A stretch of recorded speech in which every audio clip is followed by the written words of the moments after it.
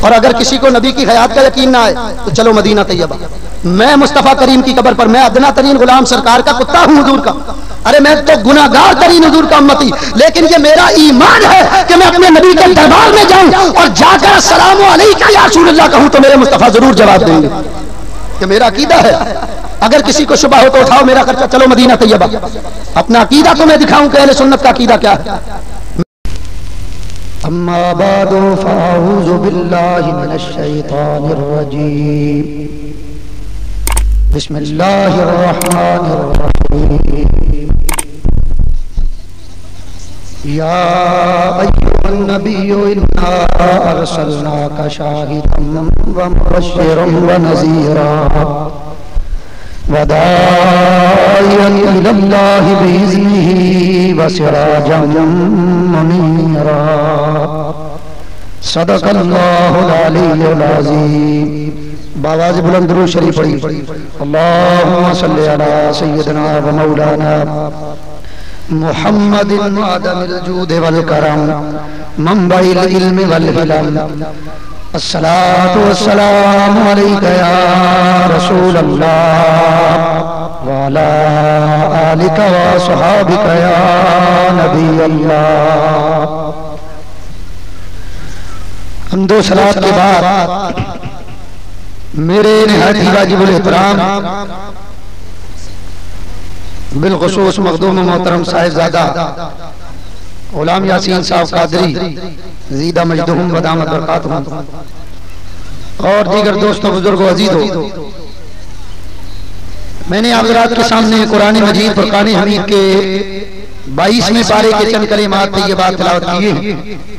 ان کا ترجمہ اور یہ میرے پاس دیوبندیوں کے کچھ سوالات لکھ کر آئے ہیں، تو ان سوالات کے جوابات جنہوں نے مجھے سنا ہے وہ مجھ سے واقف ہیں کہ میں لگی لپٹی کا قائل نہیں، اس لیے جو بیان ہو اس کو حوصلے سے سنو، میرے ساتھ وہ چلے جس میں حوصلہ.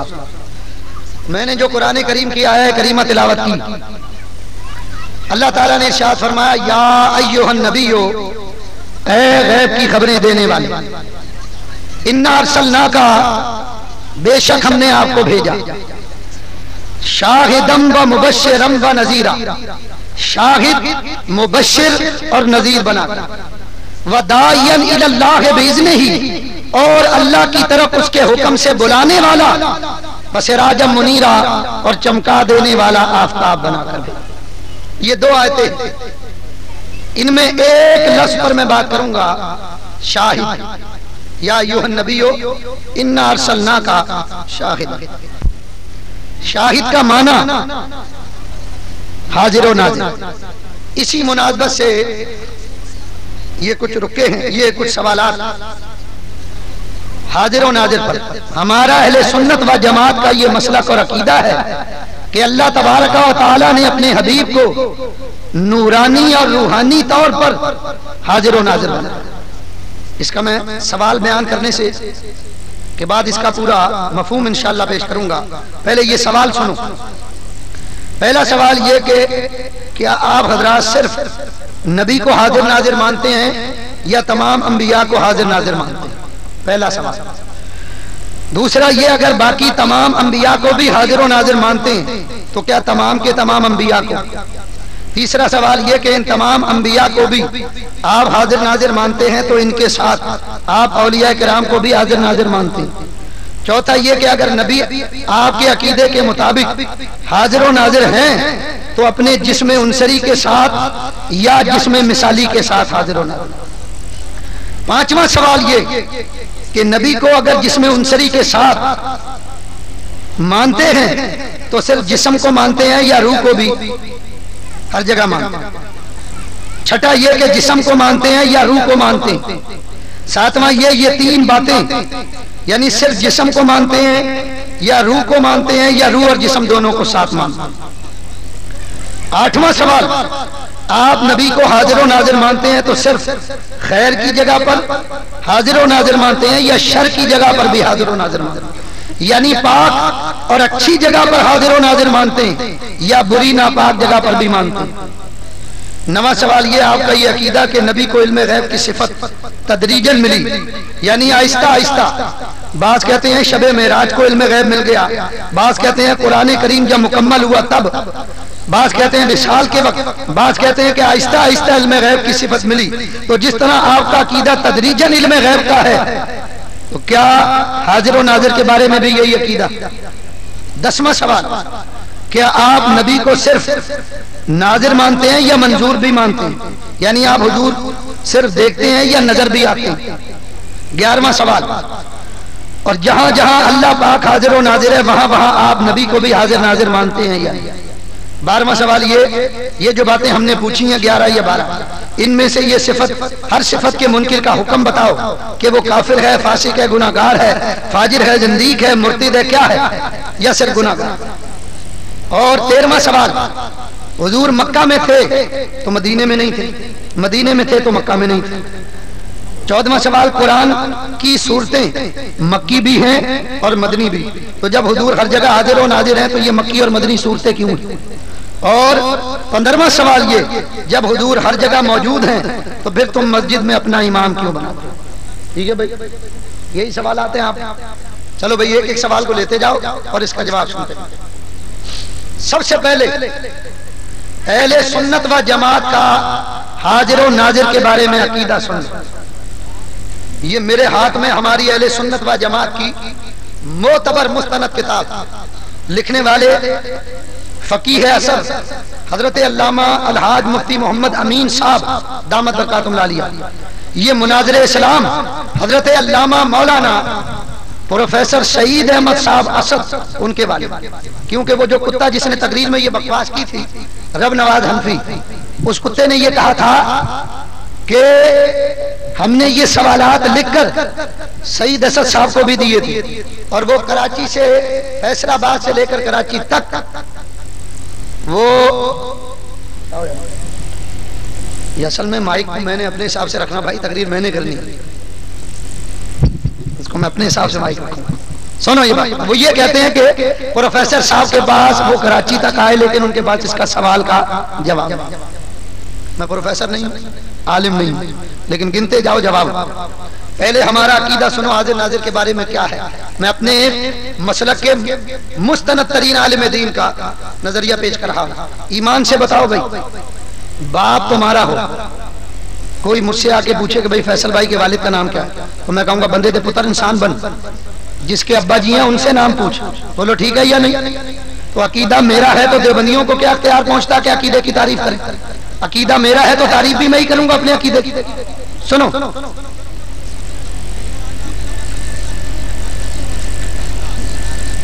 میں سب کو مشورہ دوں گا کہ یہ کتاب ہر سنی مسلمان خریدے اور پڑھے. آخر میں نام وغیرہ سب جس جگہ کی چھپی ہے سب جگہ بتا.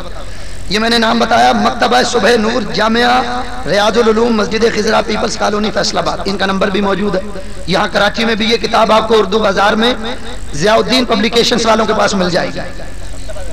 ہاں، یہ کتاب کی پہلی فصل ہے، فصل اول، حاضر و ناظر کا مفہوم. ہمارا عقیدہ حاضر و ناظر کا صحیح مفہوم یہ ہے کہ اللہ تعالیٰ نے اپنے حبیب مکرم نبی محترم صلی اللہ علیہ وسلم سے بعد اور دوریاں اٹھا دی ہیں، لہذا سارا جہاں، زمین و آسمان، عرش و کرسی، لوح و قلم، ملک و ملکوت، سب کا سب جانے جہاں صلی اللہ علیہ وسلم کے سامنے پیش نظر ہے. کوئی چیز آپ سے دور اور محجوب نہیں. رسول کریم رحمت للعالمین صلی اللہ علیہ وسلم مثل کف دست سب کچھ دیکھ رہے ہیں. یہ ہے حاضر و ناظر کا مفہوم کہ اللہ نے ہمارے نبی کریم سے قریبی اور دوری اٹھا دی. سارے عالم کو اللہ نے حضور پر منکشف کر دیا. حضور سارے جہان کو اس طرح دیکھ رہے ہیں جس طرح اپنے ہاتھ کی ہتھیلی کو دیکھتے. اور یہ تعریف حضرت نے حدیث سے کی. حدیث بھی سنو جس حدیث کو حضرت نے بیان کیا. حدیث پاک مشکات شریف کے اندر موجود ہے. یہ جو حدیث پاک میں پڑھنے لگا ہوں یہ طبرانی شریف کے اندر موجود ہے. یہی حدیث پاک جو میں پڑھنے لگا ہوں یہ مواہب اللدنیہ کے اندر موجود ہے. یہی حدیث پاک کنز الاموال میں موجود. حدیث کیا ہے؟ حدیث کی ابتدا اخرجت طبرانی عن ابن عمر رضی اللہ تعالی عنہما قال قال رسول اللہ صلی اللہ علیہ وسلم ان اللہ تعالی قد رفع لی الدنیا فانا انظر الیہا والى ما هو قائم فيها الى يوم القیامت کانما انظر الى کفی هذه او کما قال النبی صلی اللہ علیہ وسلم. یہ حدیث پاک، اس کا ترجمہ یہ ان اللہ تعالی بے شک اللہ نے قد تحقیق رفع الی الدنیا اللہ نے اٹھا لیا دنیا کو فانا انظر الیہا اور میں دیکھ رہا ہوں اسے وَإِلَى مَا هُوَ قَائِلٌ جو کچھ اس میں ہو چکا یا ہوگا اِلَى یوم القیامہ قیامت تک کانما انظر الی کفی هذه اس کو میں اس طرح دیکھتا ہوں جس طرح ہاتھ کی ہتھیلی کو دیکھتا ہوں. اس حدیث سے حضرت نے حاضر و ناظر کا مفہوم بیان کیا. ہم یہ کہتے ہیں کہ اللہ تبارک و تعالی اس بات پر قادر ہے کہ وہ اپنے نبی کو حاضر و ناظر بنا دے. بولو اللہ علی کل شیء قدیر ہے یا نہیں؟ بولو بھئی اللہ کے سوا کسی کو رب کہہ سکتے ہیں؟ سارے بولو، سوچ لو بھئی. آپ کہہ رہے ہیں نہیں کہہ سکتے، قرآن کہتا کہہ سکتے. سورہ یوسف پڑھ کر دیکھو، اللہ فرماتا فَيَسْقِي رَبَّهُ خَمْرًا تو وہ قیدی جو آزاد ہوگا وہ اپنے رب کو شراب پلائے گا. یہاں رب کہا گیا عزیز مصر بادشاہ کو، تو اللہ بھی رب ہے اور مصر کا بادشاہ بھی رب. رب کے میں نے پالنے والا، اللہ بھی پالنے والا، وہ بادشاہ بھی پالنے والا. بولو اللہ کو رب کس نے بنایا؟ سارے بولو اللہ کو رب کسی نے. میں نواز شریف کی بات نہیں کر رہا کہ اس کو فوج نے وزیر اعظم بنایا، میں تو اللہ کی بات کر رہا ہوں. اللہ کو یہ درجے مرتبے کوئی عطا نہیں کرتا. اللہ تبارک و تعالیٰ کو رب کسی نے نہیں بنایا، جبکہ مصر کے بادشاہ کو رب کس نے بنایا؟ اللہ تعالیٰ. اللہ تعالیٰ ہے حی کہ میں نے زندہ کرنے والا. اور قرآن پڑھو اللہ نے شہیدوں کو بھی حی کہا. وَلَا تَقُولُوا لِمَنْ يُقْتَلُ فِي سَبِيلِ اللَّهِ أَمْوَاتٌ بَلْ أَحْيَاءٌ وَلَٰكِن لَّا تَشْعُرُونَ. اللہ بھی حی اور شہید بھی حی. اللہ کو حی کس نے بنایا؟ کسی نے نہیں. اور زور سے بولو یار، اتنی آواز میں تو کوئی مسلمان بھی نہیں ہوتا. بلند آواز سے بولا اللہ کو حی کس نے بنایا اور شہیدوں کو حی کس نے بنایا؟ اللہ تعالیٰ نے. تیسری مثال سنو، اللہ ہے رؤوف و رحیم. اللہ فرماتا ہے ان اللہ بالناس لرؤوف الرحیم، اللہ لوگوں پر رؤوف و رحیم. اور نبی کے بارے میں فرمایا لقد جاءکم رسول من انفسکم عزیز علیہ ما عنتم حریص علیکم بالمؤمنین رؤوف الرحیم. اللہ بھی رؤوف و رحیم، نبی بھی رؤوف و رحیم.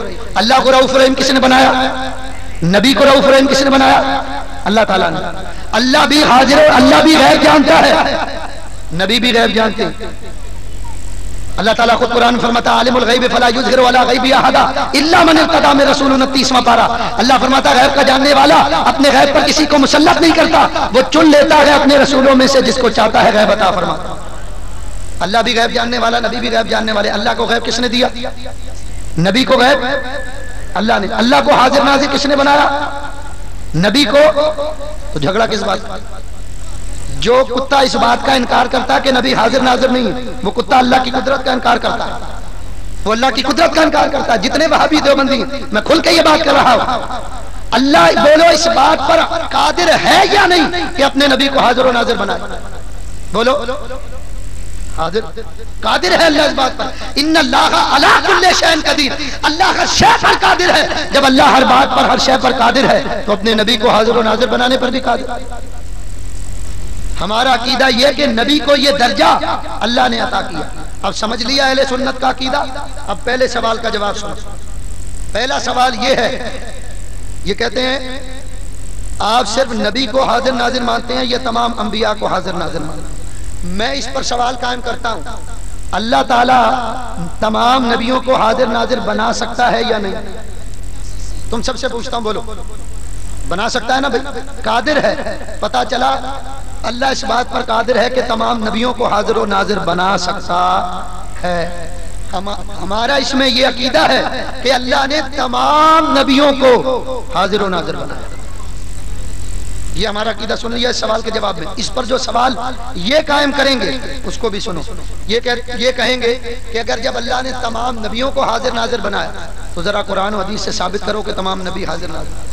تو حدیث سن لو. صحیح بخاری شریف سے پڑھ رہا ہوں، صحیح مسلم میں موجود ہے. اس آیت کی تفسیر پڑھ کر دیکھو.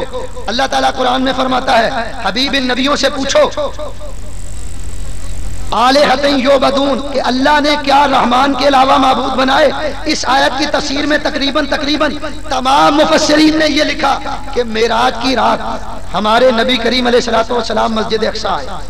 جب حضور مسجد اقصیٰ آئے تو وہاں ساری مسجد لوگوں سے بھری ہوئی. حضور نے فرمایا جبریل یہ کون ہے؟ عرض کی یا رسول اللہ ہر وہ نبی جس کو اللہ نے نبوت عطا فرمائی وہ یہاں پر موجود ہے. سارے نبی یہاں موجود ہیں. حضور نے تمام نبیوں کی امامت کرائی, نماز پڑھائی. یہاں میرا ایک عقیدہ اور سنتے چلو. مقتدی کتنے قسم کے ہوتے ہیں؟ دو طرح کے. ایک مقتدی وہ بھی ہوتا ہے جو زندہ ہوتا ہے, جو امام کے پیچھے نماز پڑھے وہ بھی مقتدی ہے, اور جس کی امام نماز پڑھے وہ بھی مقتدی ہے. سمجھے بات؟ دیکھو نماز جنازہ امام جس کی پڑھ رہا ہے وہ بھی امام کا مقتدی ہے, اور جو امام کے پیچھے مسجد میں نماز پڑھتا ہے وہ بھی مقتدی ہے. بس یوں سمجھ لو کہ مقتدی جب تک زندہ ہوتا ہے امام کے پیچھے ہوتا ہے, مردہ ہوتا ہے تو امام کے آگے ہوتا ہے. ارے معراج کی رات میرے مصطفیٰ نے سارے نبیوں کی امامت کرائی. اگر سارے نبی مردہ ہوتے تو مصطفیٰ کے آگے ہوتے, زندہ ہے جبھی تو پیچھے کھڑے. اللہ نعرہ رسالت بھی لگاؤ بھائی ہمارا, اور وہ زندوں والا نعرہ لگاؤ, ایسا نعرہ لگاؤ پتہ چلے کہ لوگ بیٹھے. نعرہ تکبیر. پیچھے والوں نے روزہ رکھا ہوا, یا تو ہمارے عقیدے سے نہیں ہے, اگر عقیدے سے ہے تو پھر بلند آواز سے نعرہ لگاؤ.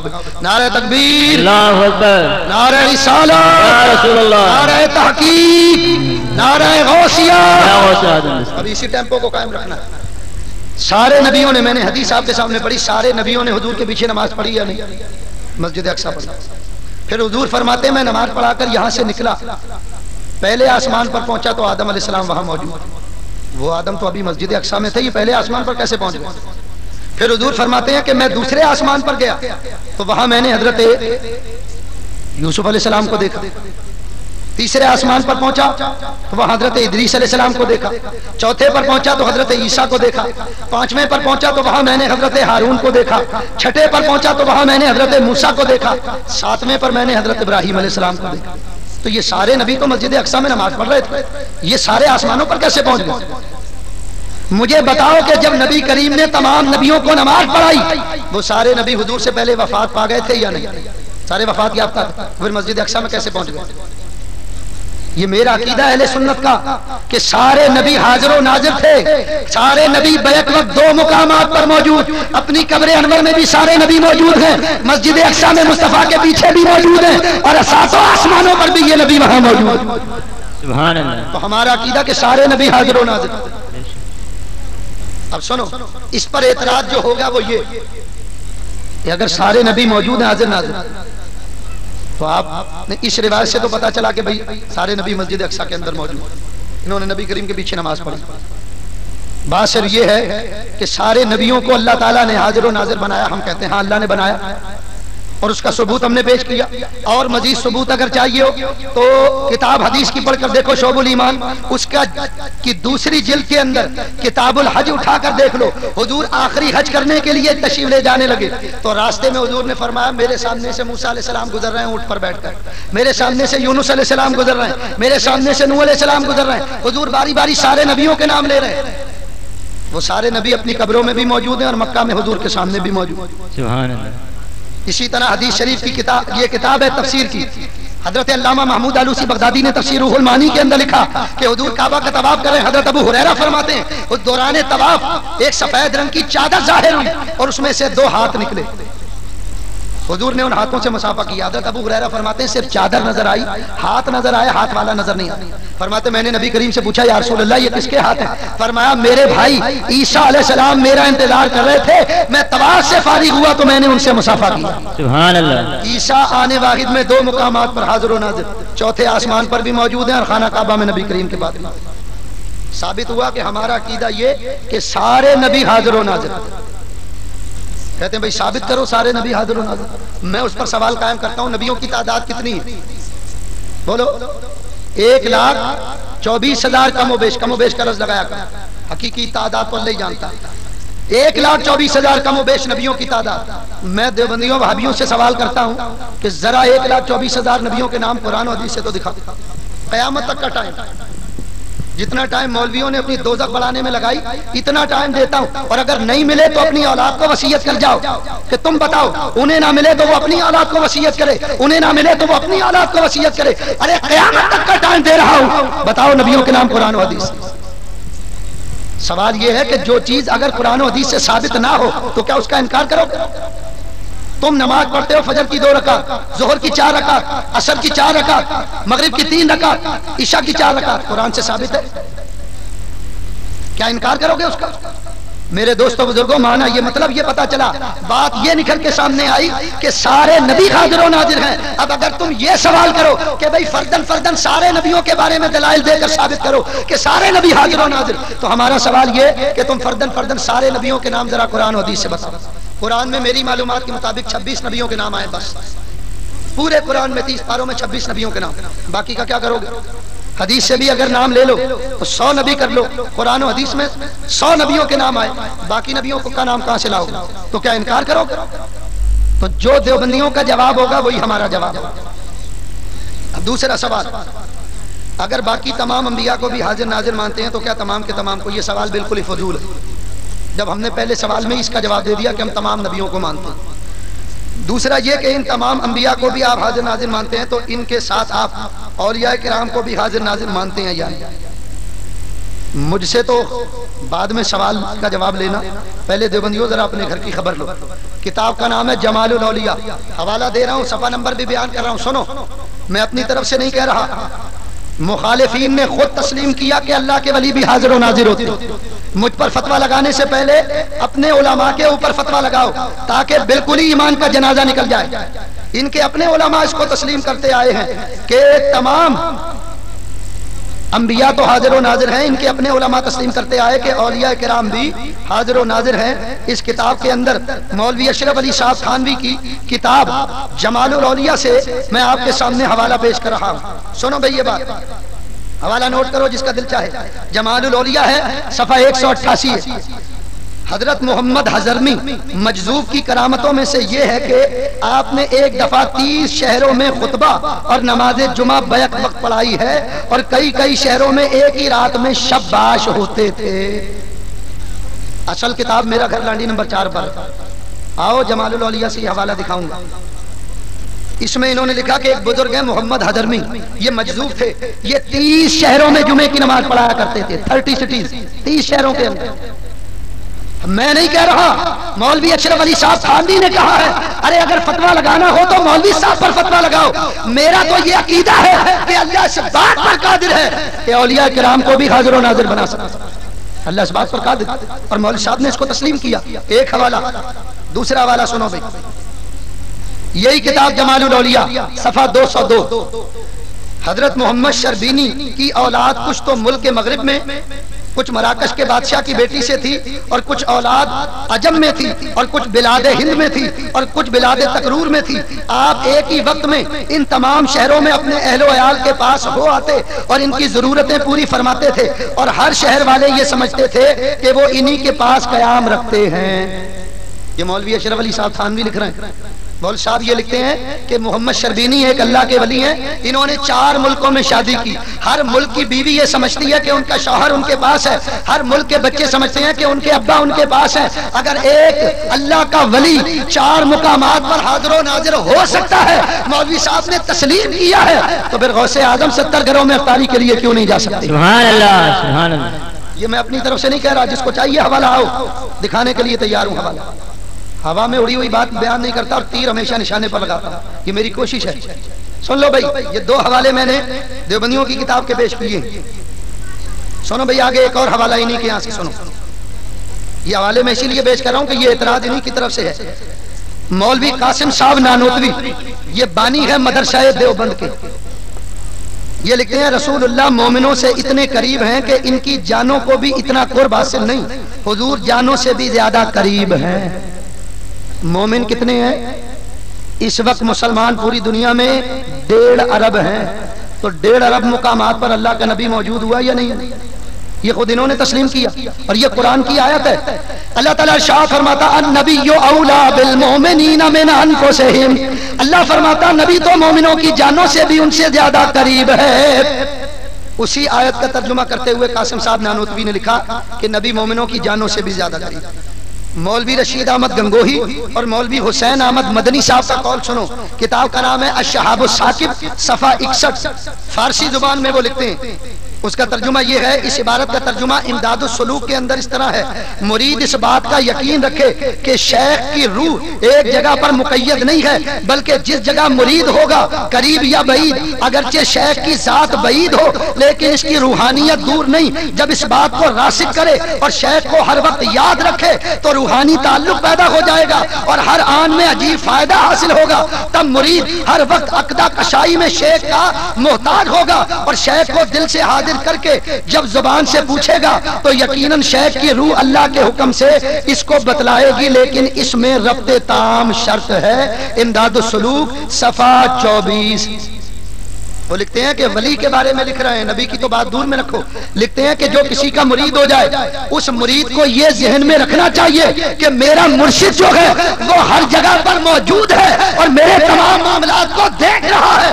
جب ہی تمہیں مرشد سے فیض ملے گا کہ جب تم مرشد کی روح کو ہر جگہ مانو گے۔ یہ میں نہیں کہہ رہا، رشید احمد صاحب گنگوہی کہہ رہے ہیں، فتویٰ لگانا ہو تو ان پر لگاؤ تاکہ بالکل ایمان کا جنازہ نکلے۔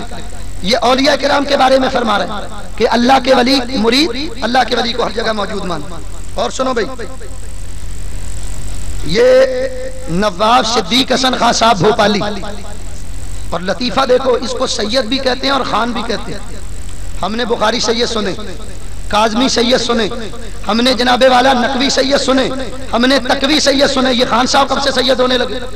اب پوچھو اس سے کہ تیرے گھر میں خان صاحب آئے تھے یہ سید صاحب آئے تھے؟ یہ الو کے پٹھے ہیں، ان کو خبر ہی نہیں کہ یہ کیا کہنے لگے۔ دیکھو نا، جو خان ہوگا سید نہیں ہوگا، سید ہوگا تو خان نہیں ہوگا۔ بھئی میں پٹھان ہوں اپنی ذات کے اعتبار سے، بجگوتی پٹھان، میں سید نہیں ہوں۔ تو بتانا صرف یہ چاہتا ہوں کہ یہ عقل ہے ان کی۔ ہم نے پوچھا، کہنے لگے روب ڈالنے کے لیے۔ میں نے کہا بندے دے پتر، نبی کریم کی غلامی میں روب نہیں تھا؟ سید کا نام تم نے لگایا، جھوٹے سید بنے۔ اب سنو ان کا حوالہ نوٹ کرو، کتاب کا نام ہے مسک الختام، اس کے اندر لکھتے ہیں فارسی زبان: وبعد از عرفہ گفتہ اند کے این خطاب بجہت سریان حقیقت محمدیہ است در ذرائر موجودات و افراد و ممکنات، پس آ حضرت صلی اللہ علیہ وسلم در زبات مسلیان موجود و حاضر است، پس مسلی را باید کہ عظیم آنا آگاہ باشد و عظیم مشہود غافل نبب تا بانور قرب و اسرار و معرفت۔ لکھتے ہیں کہ یہ کہ حقیقت محمدیہ جہاں کے ذرہ ذرہ میں اور ممکنات کے ہر فرد میں جاری و ساری ہے، اور حضور تمام نمازیوں کی ذات میں موجود اور حاضر ہیں۔ یہ وہابیوں کے پیشوا انہوں نے بھی لکھا اور دیوبندیوں نے بھی لکھا۔ اس سوال کا جواب ہم نے انہی کی کتاب سے دیا۔ اب اگر فتویٰ لگانا ہو ان پر لگاؤ۔ 3 سوال ہو گئے بھائی، چوتھے سوال کا جواب سنو۔ اگر نبی علیہ السلام آپ کے عقیدے کے مطابق حاضر ناظر ہیں تو اپنے جسم عنصری کے ساتھ یا جسم مثالی کے ساتھ حاضر و ناظر؟ ہمارا اہل سنت کا یہ عقیدہ ہے کہ حضور علیہ الصلوۃ والسلام اپنے جسم کے اعتبار سے قبر انور میں، جسم سرکار کا کہاں ہے؟ قبر انور میں، اپنی روح اور اپنے نور، نورانیت اور روحانیت کے اعتبار سے اللہ کا نبی کائنات میں موجود۔ اس کی ایک مثال بھی دوں اور اس کو ثابت بھی کرتا دلائل سے۔ اس کی پہلے مثال سن لو۔ سورج کون سے آسمان پر ہے؟ چوتھے آسمان پر۔ اتنے بھی غافل نہ ہوا کرو، ذرا یہ بھی معلومات میں رکھا کرو۔ میں ابھی آپ سے پوچھوں کہ کون سی نئی فلم انڈیا کی ابھی آئی ہے تو بہت سو کے ہاتھ کھڑے ہوئے۔ کیبل سے دن اور رات شغل لگا ہوا۔ سورج چوتھے آسمان پر ہے۔ کون سے آسمان پر؟ کون سے آسمان پر؟ چوتھے آسمان پر۔ سورج چوتھے آسمان کے اوپر، لیکن بولو اپنی روشنی کے اعتبار سے، اپنے نور کے اعتبار سے ساری دنیا میں موجود ہے یا نہیں؟ بولو موجود ہے، صحیح ہے۔ قرآن نے سورج کو سراج کہا۔ کیا کہا؟ عربی میں سورج کو کیا کہتے ہیں؟ کیا کہتے ہیں؟ قرآن پڑھو۔ اللہ تعالیٰ ارشاد فرماتا تبارک الذی جعل فی السماء بروجا وجعل فیہا سراجا وقمرا منیرا۔ بڑی برکت والا ہے وہ رب جس نے آسمان میں برج بنائے اور روشنی دینے والا چاند اور سورج بنایا، تو سراج کہتے ہیں سورج کو۔ ایک مقام پر فرمایا وجعل الشمس سراجا، اللہ نے سورج کو سراج بنایا، تو عربی میں سورج کو سراج کہتے ہیں۔ تو سراج جو آسمان کا سراج ہے وہ وجود کے اعتبار سے چوتھے آسمان پر، اپنی نورانیت اپنی روشنی کے اعتبار سے ساری دنیا میں۔ ہمارے نبی کو بھی قرآن نے سراج کہا۔ اللہ فرماتا بِإِذْنِهِ وَسِرَاجًا مُنِيرًا، اے حبیب ہم نے آپ کو سراجا منیر بنا کر بھیجا۔ جس طرح آسمان کا سورج اپنے وجود کے اعتبار سے چوتھے آسمان پر ہے اور نورانیت کے اعتبار سے ساری دنیا میں موجود ہے، اسی طرح مدینے کے سراج محمد مصطفیٰ اپنے وجود کے اعتبار سے قبر انور میں ہے اور نورانیت کے اعتبار سے ساری کائنات میں جل جل۔ یہ میں نے عقلی طور پر ایک دلیل، لاجیکل پوائنٹ آف ویو سے یہ میں نے ایک دلیل دی۔ اب آئیے ہمارا یہ عقیدہ کہ اللہ کے نبی اپنی وجود کے اعتبار سے قبر انور کے اندر اور اپنی نورانیت اور روحانیت کے اعتبار سے اللہ کے نبی ہر جگہ موجود ہے۔ چنانچہ سنو یہ بات، حوالہ نوٹ کرو جس کا دل چاہے، شاہ ولی اللہ کی ازالت الخفا 1، محب تبری کی الریاض النظرہ 2، حضرت سیدنا عثمان غنی رضی اللہ تعالیٰ عنہ، آپ کے حویلی کی باغیوں نے حویلی کا محاصرہ کر لیا، آپ کا پانی بند کر دیا۔ حضرت سیدنا عثمان غنی پیاسے، حضرت عبداللہ بن سلام آئے، فرمایا یا امیر المومنین اگر آپ کو پیاس لگی ہو تو بتائیے میں پانی لاؤں؟ فرمایا وہ دیکھو سامنے دیوار پر مشکیزہ ٹنگا ہوگا۔ یا نبی اللہ اس میں تو پانی ہے، یہ مشکیزہ کون لے کر آیا؟ فرمایا ابھی تھوڑی دیر پہلے اللہ کے نبی پاک علیہ السلام اس کھڑکی سے تشریف لائے تھے اور یہ مشکیزہ پانی سمیت مجھے دے گئے ہیں۔ کیا سمجھے؟ اللہ کا نبی وجود کے اعتبار سے قبر میں ہے اور پانی دینے کے لیے حضرت عثمان غنی کے مکان میں نورانی روحانی طور پر موجود، حضور وہ پانی دے کر گئے۔ اس سے پتہ یہ چلا کہ اللہ کا نبی اپنی وجود کے اعتبار سے قبر انور میں، لیکن یہ یاد رکھو کہ قبر میں حضور مقید نہیں ہے، یعنی قید نہیں، جہاں جانا چاہیں آ جا سکتے ہیں اللہ کی اجازت۔ حضور علیہ السلام اپنے جسم حقیقت کے اعتبار سے، حقیقت محمدیہ کے اعتبار سے حضور نورانی اور روحانی اعتبار سے ہر جگہ موجود۔ اب یہ سوال ان کا یہ ہے، آگے یہاں پہنچا، کہتے ہیں کہ نبی علیہ السلام کو اگر جسم انصری کے ساتھ مانتے ہیں تو صرف جسم کو مانتے ہیں یا روح کو مانتے ہیں؟ ہم کہتے ہیں بندے دے پتر جسم انصری کے ساتھ مانتا کون؟ ہم تو روح اور نورانی اور روحانی طور پر مانتے ہیں۔ پھر لکھتے ہیں تو صرف جسم کو مانتے ہیں یا روح کو مانتے ہیں؟ جب ہم نے یہ بتایا کہ نبی کریم کا جسم مبارک قبر انور میں ہے اور روح مبارک کو یہ مقام عطا کیا کہ وہ تمام کائنات کا مشاہدہ فرما رہی ہے، پھر یہ لکھتے ہیں کہ صرف جسم کو مانتے ہیں یا روح کو بھی ہر جگہ مانتے ہیں؟ جسم کو مانتے ہیں یا روح کو مانتے ہیں؟ ہم صرف روح کو حاضر ناظر مانتے ہیں۔ ہمارا یہ عقیدہ ہے کہ اللہ کے نبی کی روح یعنی آپ نورانی اور روحانی طور پر ہر جگہ موجود ہیں اور جسمن حضور قید نہیں ہے، یہ میں نے بتایا۔ ہمارا عقیدہ یہ کہ جسمن اللہ کے نبی قبر میں قید نہیں ہے بلکہ جس جگہ چاہیں اللہ کی اذن اور اجازت سے آ جا سکتے ہیں۔ لکھتے ہیں یہ تین باتیں ہوئیں، صرف جسم کو مانتے ہیں یا صرف روح کو مانتے ہیں یا روح اور جسم کو ایک ساتھ مانتے ہیں۔ ہم کہتے ہیں حضور اپنی حقیقت کے یعنی نورانی اور روحانی اعتبار سے ہر جگہ موجود ہیں اور اگر نبی کریم علیہ الصلوۃ والسلام چاہیں تو جسمن بھی کئی مقامات پر موجود ہو سکتے ہیں۔ اچھا لکھتے ہیں آپ نبی علیہ السلام کو حاضر و ناظر مانتے ہیں تو صرف خیر کی جگہ پر حاضر و ناظر مانتے ہیں یا شر کی جگہ پر بھی حاضر و ناظر مانتے ہیں؟ یعنی پاک جگہ پر مانتے ہیں یا ناپاک جگہ پر مانتے ہیں؟ ہمارے اب اس سوال کا جواب سن لو، حضور ان جگہوں پر حاضر ناظر ہیں یا نہیں؟ اس کو تو 2 منٹ کے لیے ایک طرف رکھو، اللہ ان جگہوں پر ہے؟ بولو، اگر اللہ کو مانتے ہو کہ اللہ مثلا یہ پتہ کیا کہتے ہیں؟ یہ کہتے ہیں اگر نبی کریم ہر جگہ حاضر ناظر ہے تو کیا طوائف کے کوٹھے پر بھی حضور موجود؟ اگر حضور ہر جگہ حاضر ناظر ہے تو کیا گندی گلی میں بھی حضور موجود؟ حضور ہر جگہ حاضر ناظر ہے تو کیا گٹر میں بھی حضور موجود؟ یہ ایسی گندی گندی جگہوں کا نام لے کر پوچھتے ہیں۔ اب ایک سیدھا سادہ سنی مسلمان وہ یہ سوچ میں پڑ جاتا کہ اگر میں ان جگہوں کا نام لوں گا تو وہ یہ تو نبی کریم کی گستاخی اور بے ادبی ہوگی، تو وہ کہتا نہیں حضور ان جگہوں پر موجود نہیں ہے، تو وہ چالاک مولوی یہ کہتا ہے کہ پھر کل جگہ کی تو نفی ہو گئی، حضور ہر جگہ تو حاضر ناظر نہیں ہوئے۔ اب وہ سنی خاموش، مجھ سے پوچھو میں اسی لیے تو یہ مسئلہ لے کر چلا تھا، حضور ان جگہوں پر حاضر ناظر ہے یا نہیں؟ میں دیوبندیوں بھابیوں سے پوچھتا ہوں اللہ طوائف کے کوٹھے پر ہے یا نہیں؟ اللہ گندی گلی میں ہے یا نہیں؟ اللہ سینما ہال میں ہے یا نہیں؟ اللہ گٹر میں حاضر و ناظر ہے یا نہیں؟ دیوبندیوں جو تمہارا جواب ہوگا وہی ہمارا جواب ہے۔ اگر اللہ ان جگہوں پر ہے تو پھر نبی کریم بھی ہیں اور اللہ نہیں ہے تو نبی کریم بھی نہیں، جھگڑے ہی ختم۔ بھائی دیکھو نا، اللہ تعالیٰ اگر ان مقامات پر موجود ہے تو حضور اللہ سے بڑے تو نہیں ہیں، حضور اللہ کے بندے ہیں، حضور اللہ کی مخلوق ہیں۔ جب خالق ان مقامات پر موجود ہو سکتا ہے تو پھر مخلوق کیوں نہیں ہو سکتی؟ اور اگر تم یہ کہو کہ خالق ان جگہوں پر موجود نہیں ہے تو جب اللہ ان گندی جگہوں پر موجود نہیں ہے تو پھر نبی کریم بھی موجود نہیں ہے۔ جو دیوبندیوں کا جواب وہی ہمارا جواب۔ اب آگے چلو بھائی، اب یہ سوال کرتے ہیں، آپ کا یہ عقیدہ کہ نبی علیہ السلام کو علم غیب کی صفت تدریجاً ملی ہے، یعنی آہستہ آہستہ، بعض کہتے ہیں کہ شب معراج کو مکمل علم غیب مل گیا، بعض کہتے ہیں قرآن کریم جب مکمل ہوا تب، بعض کہتے ہیں وصال کے وقت، بعض کہتے ہیں کہ آہستہ آہستہ علم غیب کی صفت ملی۔ تو جس طرح آپ کا عقیدہ تدریجاً علم غیب کا ہے تو نبی علیہ السلام کو جو حاضر ناظر مانتے ہیں یہ صفت بھی نبی کو تدریجاً ملی ہے یا یکمشت مل گئی؟ یہ بھی لطیفہ۔ قرآن کی آیت پڑھ رہا ہوں، سورہ بقرہ سے دوسرا پارہ، تو دیوبندیوں سے سوال کرنا۔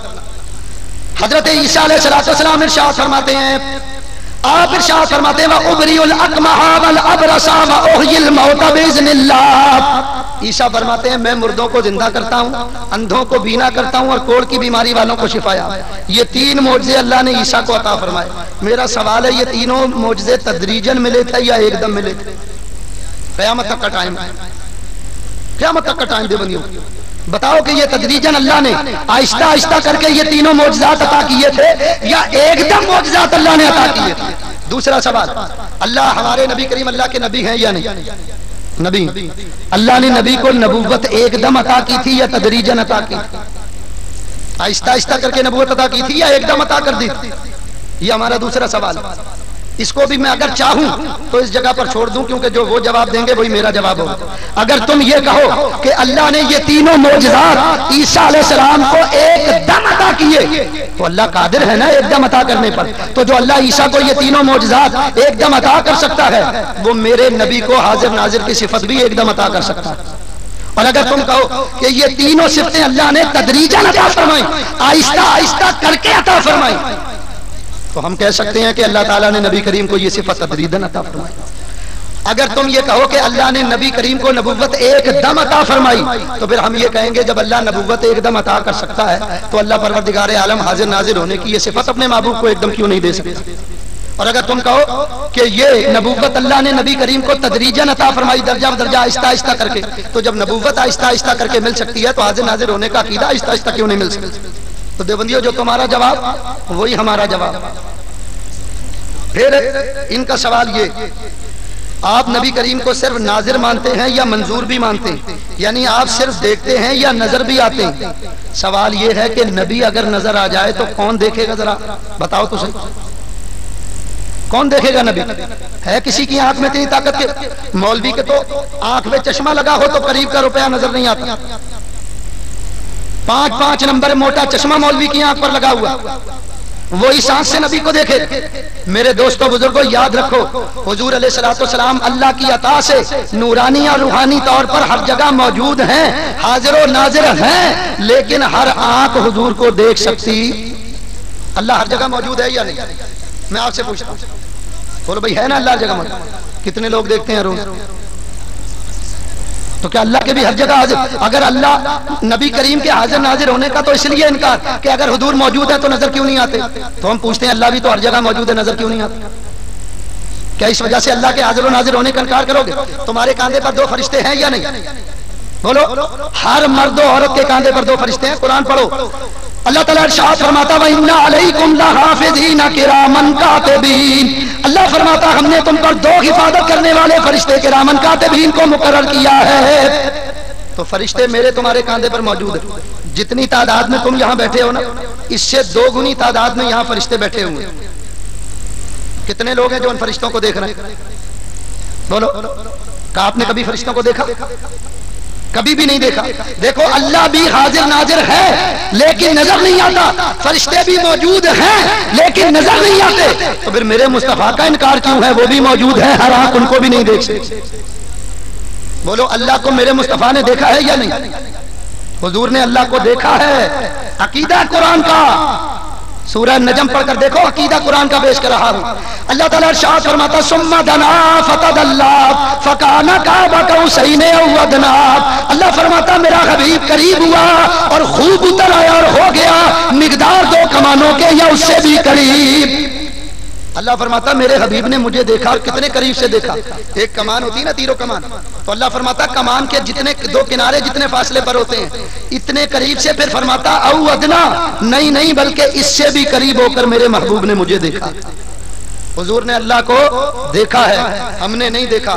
معلوم ہوا ہر آنکھ اللہ کو نہیں دیکھتی، جس آنکھ سے رب نظر آئے گا وہ آنکھ تو محمد مصطفیٰ کے پاس، ہر کسی کو یہ آنکھ نہیں دی جاتی۔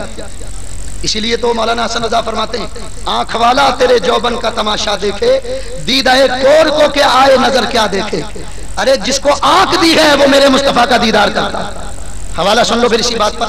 حضور سیدنا غوث اعظم بہجت الاسرار میں حضور غوث اعظم فرماتے ہیں کہ میں آپ واز فرما رہے تھے، حضور غوث اعظم دوران واز آپ کے ایک مرید تھے علی بن حتی، وہ سو گئے۔ وہ سوئے تو حضور غوث اعظم ممبر سے اترے اور ان کے سامنے ہاتھ باندھ کر کھڑے ہو گئے۔ جب تک وہ سوتے رہے غوث اعظم ان کے سامنے کھڑے رہے۔ جب وہ بیدار ہوئے آپ دوبارہ ممبر پر آئے، واز کرنے لگے۔ یہ اہل سنت کا عقیدہ پیش کر رہا۔ واز ختم ہوا تو مریدوں نے پوچھا حضرت آج آپ نے عجیب کام کیا، یہ علی بن حتی سویا ہوا تھا، آپ اس کے سامنے کھڑے ہو گئے۔ فرمایا اس سے پوچھو یہ خواب میں کیا دیکھ رہا تھا۔ پوچھا اے علی بن حتی تم نے خواب میں کیا دیکھا؟ فرمایا میں خواب میں رسول اللہ کو دیکھ رہا تھا۔ حضور غوث اعظم نے فرمایا ارے یہ تو خواب میں دیکھ رہا تھا، میں اس کے پاس کھڑے ہو کر بیداری میں اپنے نانا کو دیکھ رہا تھا۔ یہ عقیدہ ہے اہل سنت کا کہ آنکھ والا تیرے جوبن کا تماشا دیکھے۔ جس کے پاس آنکھ ہوتی ہے وہی دیکھتا۔ ہمارے نبی کریم نے رب کا دیدار کیا۔ امام اعظم ابو حنیفہ آپ نے 99 مرتبہ دل کی آنکھ سے اللہ کا دیدار کیا ہے۔ حضرت بایزید بستامی نے 99 مرتبہ دل کی آنکھ سے اللہ کا دیدار کیا۔ آنکھ والا اگر ہو تو رب کو بھی دیکھتا ہے، رب کے محبوب کو بھی دیکھتا ہے۔ ہر آنکھ نبی کریم کا دیدار نہیں کرتا۔ تو پتا چلا کہ اللہ کے نبی موجود ہیں۔ جس طرح اللہ موجود ہے ہر آنکھ اللہ کو نہیں دیکھ سکتی، فرشتے موجود ہیں ہر آنکھ فرشتوں کو نہیں دیکھ سکتی، اسی طرح مصطفیٰ موجود ہے ہر آنکھ مصطفیٰ کو بھی نہیں دیکھ سکتی۔ تو اللہ جس پر کرم کر دے وہ میرے مصطفیٰ کا دیدار کرے۔ حضور علیہ الصلوۃ والسلام حوالے کتنے حوالے، حضرت سیدی عبد الوہاب شورانی رحمۃ اللہ علیہ، ان کے بارے میں دیوبند کے صدر مدرس مولوی انور شاہ صاحب کاشمیری نے فیض الباری شرح بخاری کے اندر لکھا ہے۔ وہ لکھتے ہیں کہ سیدی عبد الوہاب شورانی ان کو جاگتے ہوئے 72 سے زیادہ مرتبہ نبی کریم کا دیدار ہوا۔ دیوبند کا صدر مدرس لکھ رہا، فتویٰ لگانا ہو تو اس پر لگاؤ، انور شاہ کاشمیری پر۔ وہ لکھتے ہیں کہ 72 سے زیادہ مرتبہ آپ نے حضور کا دیدار کیا۔ سرکار ہیں، ہر آنکھ دیکھ نہیں سکتی، جس کو اللہ توفیق دے گا وہی نبی کریم کا دیدار کرے۔ میرے دوستو بزرگو عزیزو، اب آگے چلیے۔ 11واں سوال یہ ہے کہ اور جہاں جہاں اللہ پاک حاضر و ناظر ہے وہاں وہاں آپ نبی علیہ السلام کو بھی حاضر و ناظر مانتے ہیں یا نہیں؟ ہم نے یہ کہا ہے کہ اللہ تبارک و تعالی حاضر و ناظر ہے، لیکن اللہ کو یہ صفت کسی نے عطا نہیں کی۔ نبی کریم حاضر و ناظر ہیں، حضور کو یہ صفت کس نے؟ اللہ نے عطا فرمائی۔ ہمارا یہ دعویٰ ہے کہ جو یہ کہے کہ اللہ ہر جگہ موجود ہے وہ کافر ہے، دار اسلام سے خارج ہے۔ آپ کہیں گے مولوی صاحب یہ کیا بات آپ نے کر دی؟ اگر اللہ ہر جگہ موجود نہیں ہے تو پھر کون موجود ہوگا؟ ہم کہتے ہیں جو یہ کہے کہ اللہ ہر جگہ حاضر و ناظر ہے وہ کافر ہے پرلے درجے کا۔ آپ کی یہ مسئلہ سمجھ میں نہیں آئے گا، میں ڈیفائن کروں گا تو بات سمجھ میں آئے گی، پھر آپ کہیں گے ہاں بالکل درست۔ اللہ تعالیٰ کو کوئی مخلوق اپنے احاطے میں گھیرے میں لے سکتی نہیں ہے۔ اللہ اکبر، اللہ سب سے بڑا ہے۔ ٹھیک ہے یہ عقیدہ؟ 5 وقت کی نماز کے لیے جو اذان ہوتی ہے ہر اذان میں 6 مرتبہ تم اس عقیدے کو دہراتے ہو یا نہیں؟ اللہ اکبر اللہ اکبر، اللہ سب سے بڑا ہے۔ کوئی چیز اللہ کو اپنے گھیرے میں لے سکتی نہیں۔ زمانہ بھی اللہ نے پیدا کیا، مقام بھی اللہ نے پیدا کیا، تو یہ کہنا کہ اللہ ہر جگہ موجود ہے تو جگہ تو اللہ کی مخلوق ہے، اللہ مخلوق میں کیسے سما سکتا ہے؟ مخلوق چھوٹی ہے، خالق بڑا ہے، اللہ ہر جگہ موجود نہیں ہے۔ اللہ کے لیے یہ عقیدہ رکھو کہ اللہ اپنے علم اور قدرت کے اعتبار سے موجود ہے، علماً و قدرتاً کا اہل سنت کا عقیدہ ہے۔ ہم کہتے ہیں ہر جگہ حاضر ناظر ہونا تو یہ مخلوق کا خاصہ ہے، خالق کا خاصہ نہیں، کیونکہ جگہ اللہ کی مخلوق ہے۔ بھئی ہم اسٹیج پر بیٹھے، یہ کسی جگہ پر بنا ہے یا نہیں؟ بولو، یہ اسٹیج کسی جگہ پر بنا ہے یا نہیں؟ جگہ پر بنا، تو یہ جگہ کس نے بنائی؟ بولو، اللہ ہی نے بنائی نا۔ آپ تو ایسے خاموش ہیں، ایسے خاموش ہو کر بیٹھے ہیں جیسے میں کوئی فارسی زبان میں کلام کر رہا ہوں۔ بھائی سیدھا سادہ عام زبان میں گفتگو ہو رہی ہے، میں وہ صرفی نحوی قواعد اور اصول اور عربی گرامر اور وہ دقیق گہرے جملے تو استعمال ہی نہیں کر رہا۔ یہ مسئلہ چونکہ عوام کو سمجھانا ہے، اس لیے دھیمے دھیمے انداز کے اندر، شستہ زبان کے اندر جو سمجھ میں لوگوں کے آئے وہ بیان کر رہا ہوں۔ بتانا صرف یہ کہ دیکھو یہ اسٹیج ایک جگہ پر بنا، اس جگہ کو اللہ نے بنایا۔ اب ہم جب یہ کہیں کہ اللہ اس جگہ موجود ہے تو اس کا مطلب یہ کہ یہ جگہ بڑی ہے اور اللہ اس میں آ گیا ہے۔ اور سمجھ میں آئی بات؟ اور ہم کیا کہتے ہیں؟ اللہ اکبر، اللہ سب سے بڑا ہے۔ پتہ چلا کوئی جگہ اللہ کو اپنے اندر سما سکتی، لے سکتی نہیں ہے۔ ساری جگہیں اللہ کے لیے چھوٹی ہوں گی، اللہ بڑا ہے، یہ تمام جگہیں چھوٹی ہیں۔ تو یہ کہنا کہ اللہ ہر جگہ حاضر و ناظر، تو اس کا مطلب یہ ہوا کہ تم نے جگہ کو بڑا مان لیا اور اللہ کو چھوٹا مان لیا۔ اس لیے میں کہہ رہا ہوں کہ اللہ جگہ میں سمانے والا نہیں، وہ کوئی ایک گھر کا قیدی نہیں، وہ سمانے والا نہیں۔ یہ تو ہمارا عقیدہ۔ حوالہ نوٹ کرو، مولوی یہ وحید الزمان غیر مقلد اہل حدیث، اس نے لکھا ہے کہ اللہ تعالیٰ عرش پر کرسی پر بیٹھا ہے اور کرسی اللہ کے بوجھ سے چیر چیر کر رہی ہے۔ بولو بھائی، میں یہ صوفے پر بیٹھا ہوں، صوفے نے مجھے تین طرف سے اپنے گھیرے میں لیا ہوا ہے یا نہیں؟ ادھر سے بھی، ادھر سے بھی اور پیچھے سے بھی۔ اس کا مطلب یہ کہ صوفہ بڑا ہے اور میں چھوٹا ہوں۔ تو اگر وہابیوں کا یہ عقیدہ مان لیا جائے کہ اللہ کرسی پر بیٹھا ہے تو اس کا مطلب یہ کہ کرسی بڑی ہے اور اللہ چھوٹا ہے، جبکہ تم اپنے عقیدے کا اعلان روزانہ کرتے ہو اللہ اکبر، اللہ سب سے بڑا ہے۔ اور پھر بیٹھتا وہ ہے جو کھڑا کھڑا تھک جائے، اللہ تھکنے سے بھی پاک ہے۔ یہ ہے اللہ کے بارے میں ان کا عقیدہ۔ ارے ہمارا عقیدہ یہ ہے کہ کوئی مخلوق اللہ کا احاطہ نہیں کر سکتی۔ اللہ تبارک و تعالیٰ خود قرآن میں فرماتا ہے لیسا کمثلہ شیء، اللہ کی مثل کون ہو سکتا ہے؟ کون ہے جو اللہ کو اپنے گھیرے میں لے سکتا ہے؟ میرے دوستوں، بزرگوں، عزیزوں، میں دعوت فکر یہ دے رہا ہوں کہ ہر جگہ حاضر و ناظر ہونا یہ مخلوق کا خاصہ ہے۔ ہمارے نبی کریم مخلوق ہے، حضور ہر جگہ حاضر ناظر ہو سکتا ہے۔ حضور کے لیے جگہ کا لفظ بولا جا سکتا، اللہ کے لیے جگہ کا لفظ نہیں بولا جا سکتا۔ تو اب بات آپ کی سمجھ میں آئی؟ یہ جو سوال انہوں نے یہ کیا کہ کیا آپ اللہ تعالیٰ کو جہاں جہاں اللہ پاک حاضر ناظر ہے وہاں نبی پاک بھی وہاں حاضر و ناظر ہیں، تو ہم یہ کہتے ہیں کہ اللہ تبارک و تعالیٰ کہاں کہاں حاضر و ناظر ہے؟ ذرا دیوبندی بتائیں، کہاں کہاں حاضر ہے ذرا بتاؤ۔ ارے بھائی اللہ کے لیے جہاں کہاں کا لفظی استعمال کرنا منع۔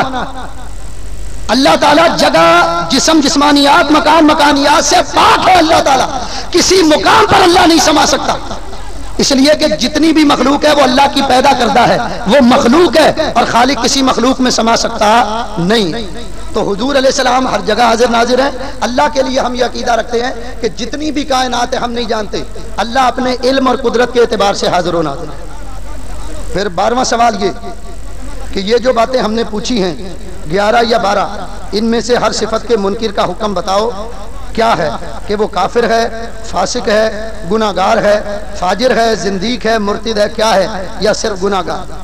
ہم یہ ان کا سوال ہے کہ جو نبی کو حاضر و ناظر مانتا ہے، یعنی یہ جو انہوں نے 11-12 سوال پوچھے ہیں نا، اس کے بعد آخر میں یہ کہتے ہیں کہ بتاؤ کہ جو نبی کو حاضر ناظر نہ مانے اس کے بارے میں کیا عقیدہ؟ ہم کہتے ہیں وہ گمراہ ہے، گمراہ ہے، گمراہ ہے اور جہنمی۔ ہمارا عقیدہ ہی جو نبی کریم کی کسی ایک صفت کا بھی انکار کرے گا وہ جہنمی ہو۔ جو کہتا نبی کریم علیہ السلام کا علم گدے، جانور، چوپائے، مولوی اشرف علی تھانوی سے سوال ہوا کہ نبی کو علم غیب ہے یا نہیں، تو مولوی صاحب اس پر سوال قائم کرتے ہیں کہ اس سے مراد کل علم غیب ہے یا بعض علم غیب؟ اگر کل علم غیب ہے تو کہتے ہیں یہ تو خاصہ ہے اللہ کا، اور بعض علوم غیبیہ ہیں تو کہتے ہیں اس میں حضور کی کیا تخصیص؟ ایسا علم تو ہر چوپائے، مجنو، بہی، حیوانات اور بہائم کو بھی حاصل ہے۔ کیا مطلب؟ کہتے ہیں کہ نبی کا علم جانوروں کے علم کی طرح ہے۔ جس کا یہ عقیدہ ہو اس کو تم کیا کہو گے؟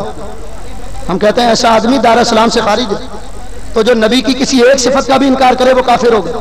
تم کہتے ہو وہ مرتد ہے یا کیا ہے، کیا ہے؟ ہم تو کھل کے کہتے ہیں کہ جو نبی کی کسی ایک صفت کا بھی انکار کرے جو اللہ نے حضور کو عطا کی ہے، وہ اس کا انکار کرے تو وہ دار اسلام سے خارج ہوگا۔ کیوں؟ اس لیے کہ اللہ عطا کر رہا ہے۔ جو نبی کی کسی صفت کا انکار کرتا ہے گویا وہ اللہ کے عطا کرنے کا انکار کر رہا ہے کہ اللہ نے عطا ہی نہیں کی۔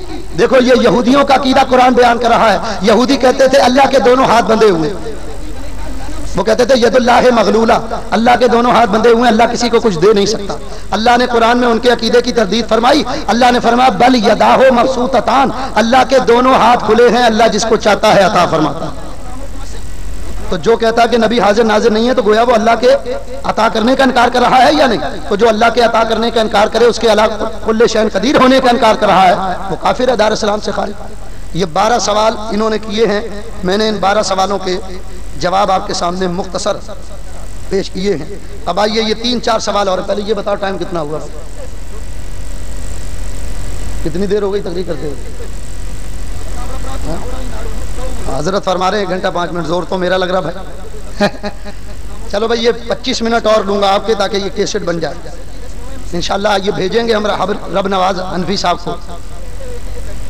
سنو بھائی, اب ایک سوال اور انہوں نے یہ کیا کہ حضور مکہ میں تھے تو مدینے میں نہیں تھے, مدینے میں تھے تو مکہ میں نہیں تھے. یعنی یہ کہتے ہیں کہ اگر نبی کریم ہر جگہ حاضر و ناظر ہیں تو پھر جب سرکار مکہ میں تھے تو ظاہر ہے مدینے میں تو نہیں تھے, اور جب مدینے تشریف لے آئے تو اس وقت مکہ میں نہیں تھے. یہ ان کا اعتراض. اس کے 2 جواب ہیں. پہلا جواب تو یہ سنو, ہم نبی کریم کو جسمن نہیں مانتے ہر جگہ. ہمارا عقیدہ یہ کہ نبی نورانی اور روحانی طور پر ہر جگہ حاضر ناظر تھے. میرا سوال یہ ہے کہ جب نبی مکہ میں تھے, دیوبندی ذرا ثابت کریں کہ نبی اس وقت مدینے میں نورانی اور روحانی طور پر نہیں تھے, یا جس وقت نبی مدینے میں آ گئے تھے دیوبندی ثابت کریں کہ نبی مکہ میں اس وقت نورانی اور روحانی طور پر نہیں تھے. ایک جواب. دوسرا جواب یہ کہتے ہیں نبی اگر مکہ میں تھے تو مدینے میں نہیں تھے, مدینے میں تھے تو مکہ میں نہیں تھے. ہم کہتے ہیں تمہارا عقیدہ کہ اللہ ہر جگہ موجود ہے. جب اللہ ہر جگہ موجود ہے تو نبی کریم کو معراج کی رات آسمانوں پر کیوں بلایا؟ بولو اس کا کیا جواب ہوگا؟ بھئی اللہ ہر جگہ موجود ہے نا ان کے عقیدے کے مطابق, تو پھر آسمانوں پر سرکار کیا لینے کے لیے گئے تھے؟ ہر جگہ اللہ تعالیٰ موجود ہے, تو پھر معراج کرانے کی کیا ضرورت تھی؟ ہمارے سوال کا جواب بتاؤ. ارے یہ کہتے ہیں نبی پاک علیہ الصلوۃ والسلام ہر جگہ موجود نہیں ہیں. ارے ظالموں مجھے بتاؤ, اللہ بھی تو ہر جگہ موجود ہے. یہ عقیدہ تو تمہارا ہے کہ ہر جگہ اللہ موجود ہے. جب ہر جگہ اللہ موجود ہے تو پھر معراج کے لیے آسمانوں پر کیوں بلایا گیا؟ کیوں بلایا تھا اللہ نے؟ تو ہر جگہ موجود. مکہ میں بھی اللہ موجود تھا, مکے میں ہی معراج ہو جاتی. مدینے میں بھی اللہ موجود تھا, مدینے میں معراج ہو جاتی. اللہ تو ہر جگہ موجود تھا, پھر اللہ نے آسمانوں پر کیوں بلایا؟ جو جواب تمہارا وہی جواب ہمارا. اب سنو بھائی, پھر یہ ایک اعتراض یہ کہ قرآن کی صورتیں مکی بھی ہیں اور مدنی بھی ہیں, تو جب حضور ہر جگہ حاضر و ناظر ہیں تو یہ مکی مدنی صورتیں کیوں ہیں؟ ہم کہتے ہیں مولوی صاحب یہ ٹھیک ہے کہ بعض صورتیں مکی بھی ہیں اور مدنی بھی ہیں. اسی قرآن سے 10 آیتیں وہ بھی دکھاؤں گا جو لا مکہ میں ملی.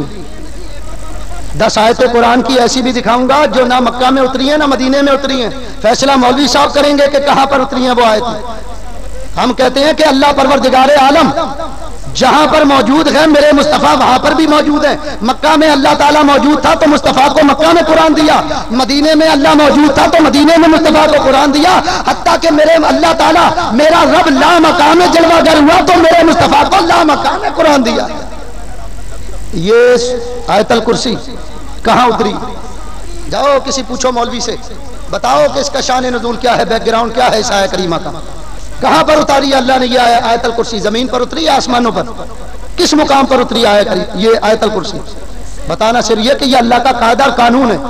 اللہ قرآن اتار رہا ہے تو ظاہر ہے نبی مکہ میں ہوں گے تو آیتیں مکہ میں اتریں گی. دیکھو اگر یہ مکی اور مدنی کی قید نہ ہوتی تو ہمیں کیا پتا چلتا کہ نماز کہاں پر فرض ہوئی, روزہ کہاں پر فرض ہوا ہے, حج کی فرضیت مکہ میں آئی ہے یا مدینے کے اندر آئی ہے. احکام شریعت بننے تھے, شریعت کے احکام بننے تھے. سینکڑوں آیتیں اللہ نے ہجرت کے موضوع پر اتاری ہیں, ہجرت کی فضیلت کو ظاہر بھی کرنا تھا. جہاں جہاں میرے مصطفیٰ گئے ہیں یہ تو میرے نبی کی شان ظاہر کرنی تھی کہ محبوب تو مجھے اتنا پیارا ہے, میرے حبیب تو مکہ میں ہوگا, میرا قرآن مکہ میں آئے گا, تو مدینے میں ہوگا, میرا قرآن مدینے میں آئے گا. مصطفیٰ تم لا مکہ میں ہوگے, قرآن لا مکہ میں آئے گا. اللہ یا رسول اللہ, حبیب تم جہاں ہوگے قرآن وہاں ہو. نبی کے حاضر ناظر ہونے کا انکار کہ وہ صورتیں مکی کیوں تھیں, مدنی کیوں تھیں؟ میرے دوستو بزرگوں, حضور علیہ الصلوۃ والسلام مکہ میں بھی موجود تھے, مدینے میں بھی موجود تھے. یہ ہمارا کیا. اب کوئی اگر یہ کہے کہ ثابت کرو تو حوالہ نوٹ کر لو. طبرانی کبیر میں یہ روایت ہے, حضور علیہ الصلوۃ والسلام وضو فرما رہے ہیں حضرت ام سلمہ، ہاں غالباً یہ نام مستحضر نہیں ہے فی الحال میرے ذہن میں، آپ فرماتی ہیں حضور تہجد کا وضو کر رہے تھے، اچانک وضو کرتے کرتے مکہ کی طرف منہ کیا، فرمایا نصرتا نصرتا لبیک لبیک، نصرتا نصرتا لبیک لبیک، نصرتا نصرتا لبیک لبیک، 3 مرتبہ اللہ کے نبی نے فرمایا تیری مدد کی گئی، تیری مدد کی گئی، میں حاضر ہوں، میں حاضر ہوں، تیری مدد کی گئی، تیری مدد کی گئی، میں حاضر ہوں، میں حاضر ہوں، تیری مدد کی گئی، تیری مدد کی گئی، میں حاضر ہوں، میں حاضر ہوں۔ تو اس وقت جو زوجہ موجود تھی انہوں نے عرض کی یا رسول اللہ یہ کس نے آپ کو پکارا، کس نے آپ سے مدد مانگی؟ فرمایا مکہ میں ایک راجز عمر بن سالم، مکہ والوں نے اس کے قبیلے پر حملہ کیا، اس کے قبیلے کے لوگوں کو قتل کرنے لگے ہیں، تو اس نے مجھے مدد کے لیے پکارا ہے، سرکار نے اس کی پکار کو سنا ہے جو مکہ کے اندر ہے، اللہ کے نبی مدینہ کے اندر ہے۔ ارے جو اللہ میں نے بتایا کہ اللہ کا نبی، ہم حاضر ناظر مانتے ہیں کہ اللہ کے نبی سے اللہ نے تمام پردے ہٹا دیے ہیں، حضور نے پورے حالات بیان کیے ہیں، عمر بن سالم کے قبیلے کے ساتھ کیا کچھ ہو رہا ہے، فرمایا مکہ والوں نے حملہ کیا ہے، اس کے قبیلے کے لوگوں کو زخمی کیا، بہت سو کو قتل کیا، اس نے ہم سے مدد مانگی ہے تو ہم نے اس کی مدد فرمائی ہے، حضور نے آواز کو بھی سنا ہے، اس کی مدد بھی فرمائی ہے۔ تو بولو جب مدینے میں تھے تو مکہ میں ہوئے یا نہیں ہوئے؟ کیا اب بھی دیوبندی اعتراض کریں گے؟ یاد دلایا حضرت میمونہ تھی، بالکل درست بات آپ نے بتائی، حضور کی زوجہ مقدسہ حضرت میمونہ تھی، جزاکم اللہ فی الدارین، اللہ آپ کو دارین میں جزا عطا فرمائے۔ تو حضرت میمونہ تھی حضور کی زوجہ مقدسہ، آپ نے یہ سوال کیا تھا کہ کس نے پکارا ہے اور یا رسول اللہ کس کی آپ نے مدد فرمائی؟ تو فرمایا مکہ میں ایک آدمی نے ہمیں پکارا، اس کے قبیلے پر حملہ ہوا تھا، ہم نے اس کی مدد کی ہے۔ معلوم ہوا جب میرا نبی مدینے میں تھا تو مکہ والوں سے غافل نہیں تھا، اور جب مکہ میں تھے تو مدینے والوں سے غافل نہیں تھے۔ یہ تو مکہ مدینے کی بات ہے، یہ 6 فٹ نیچے جو کچھ زمین میں ہو رہا ہے میرے مصطفیٰ اس سے بھی غافل نہیں۔ صحیح بخاری سے پڑھ رہا ہوں، کسی وہابی دیوبندی کو اعتراض ہوا وہ حدیث پیش کرنے کو تیار ہوں، اپنی سند اور متن کے اعتبار سے حدیث بالکل درست ہے۔ حضرت یہ آپ اس زمین پر بیٹھے ہیں، بتاؤ 6 فٹ زمین کے نیچے کیا ہے؟ آپ کی آنکھ دیکھ رہی ہے، آپ بتا سکتے ہیں کیا ہے؟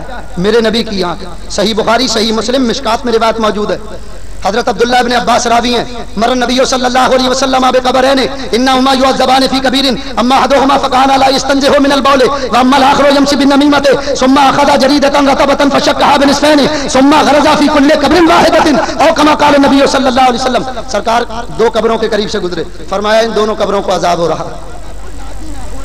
صحابہ تھے تو یقین تھا کہ سرکار سچ فرما رہے ہیں، آج کا وہابی ہوتا تو کہتا مجھے یقین نہیں آ رہا، میں تو کھول کے دیکھوں۔ ایسے ہی لانتی ہے نا، یہ کہتے ہیں نا نبی اگر زندہ ہے تو تم نے قبر میں زندہ نبی کو گاڑ دیا، نبی زندہ ہے تو زندہ نبی کو قبر میں گاڑ۔ ہم کہتے ہیں ظالموں شہیدوں کا زندہ ہونا تو قرآن سے ثابت ہے، تو شہیدوں کو تم گاڑ آتے ہو زمین؟ ان کا زندہ ہونا تو قرآن سے ثابت ہے، تم شہید کو بھی گاڑ کر آتے ہو، تم نے زندہ شہید کو گاڑ دیا۔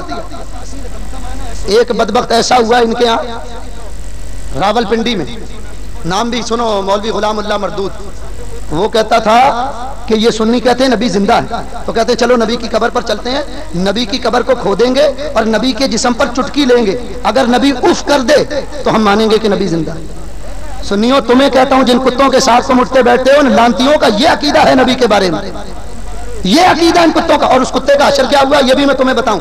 دبئی میں تقریر کرنے گیا یہ غلام اللہ مردود، یہ تقریر کرنے گیا، جواہر القرآن والا تقریر کرنے گیا تو کہنے لگا سنی جس کو غوث اعظم کہتے ہیں نا میں آج اس کا پوسٹ مارٹم کروں گا۔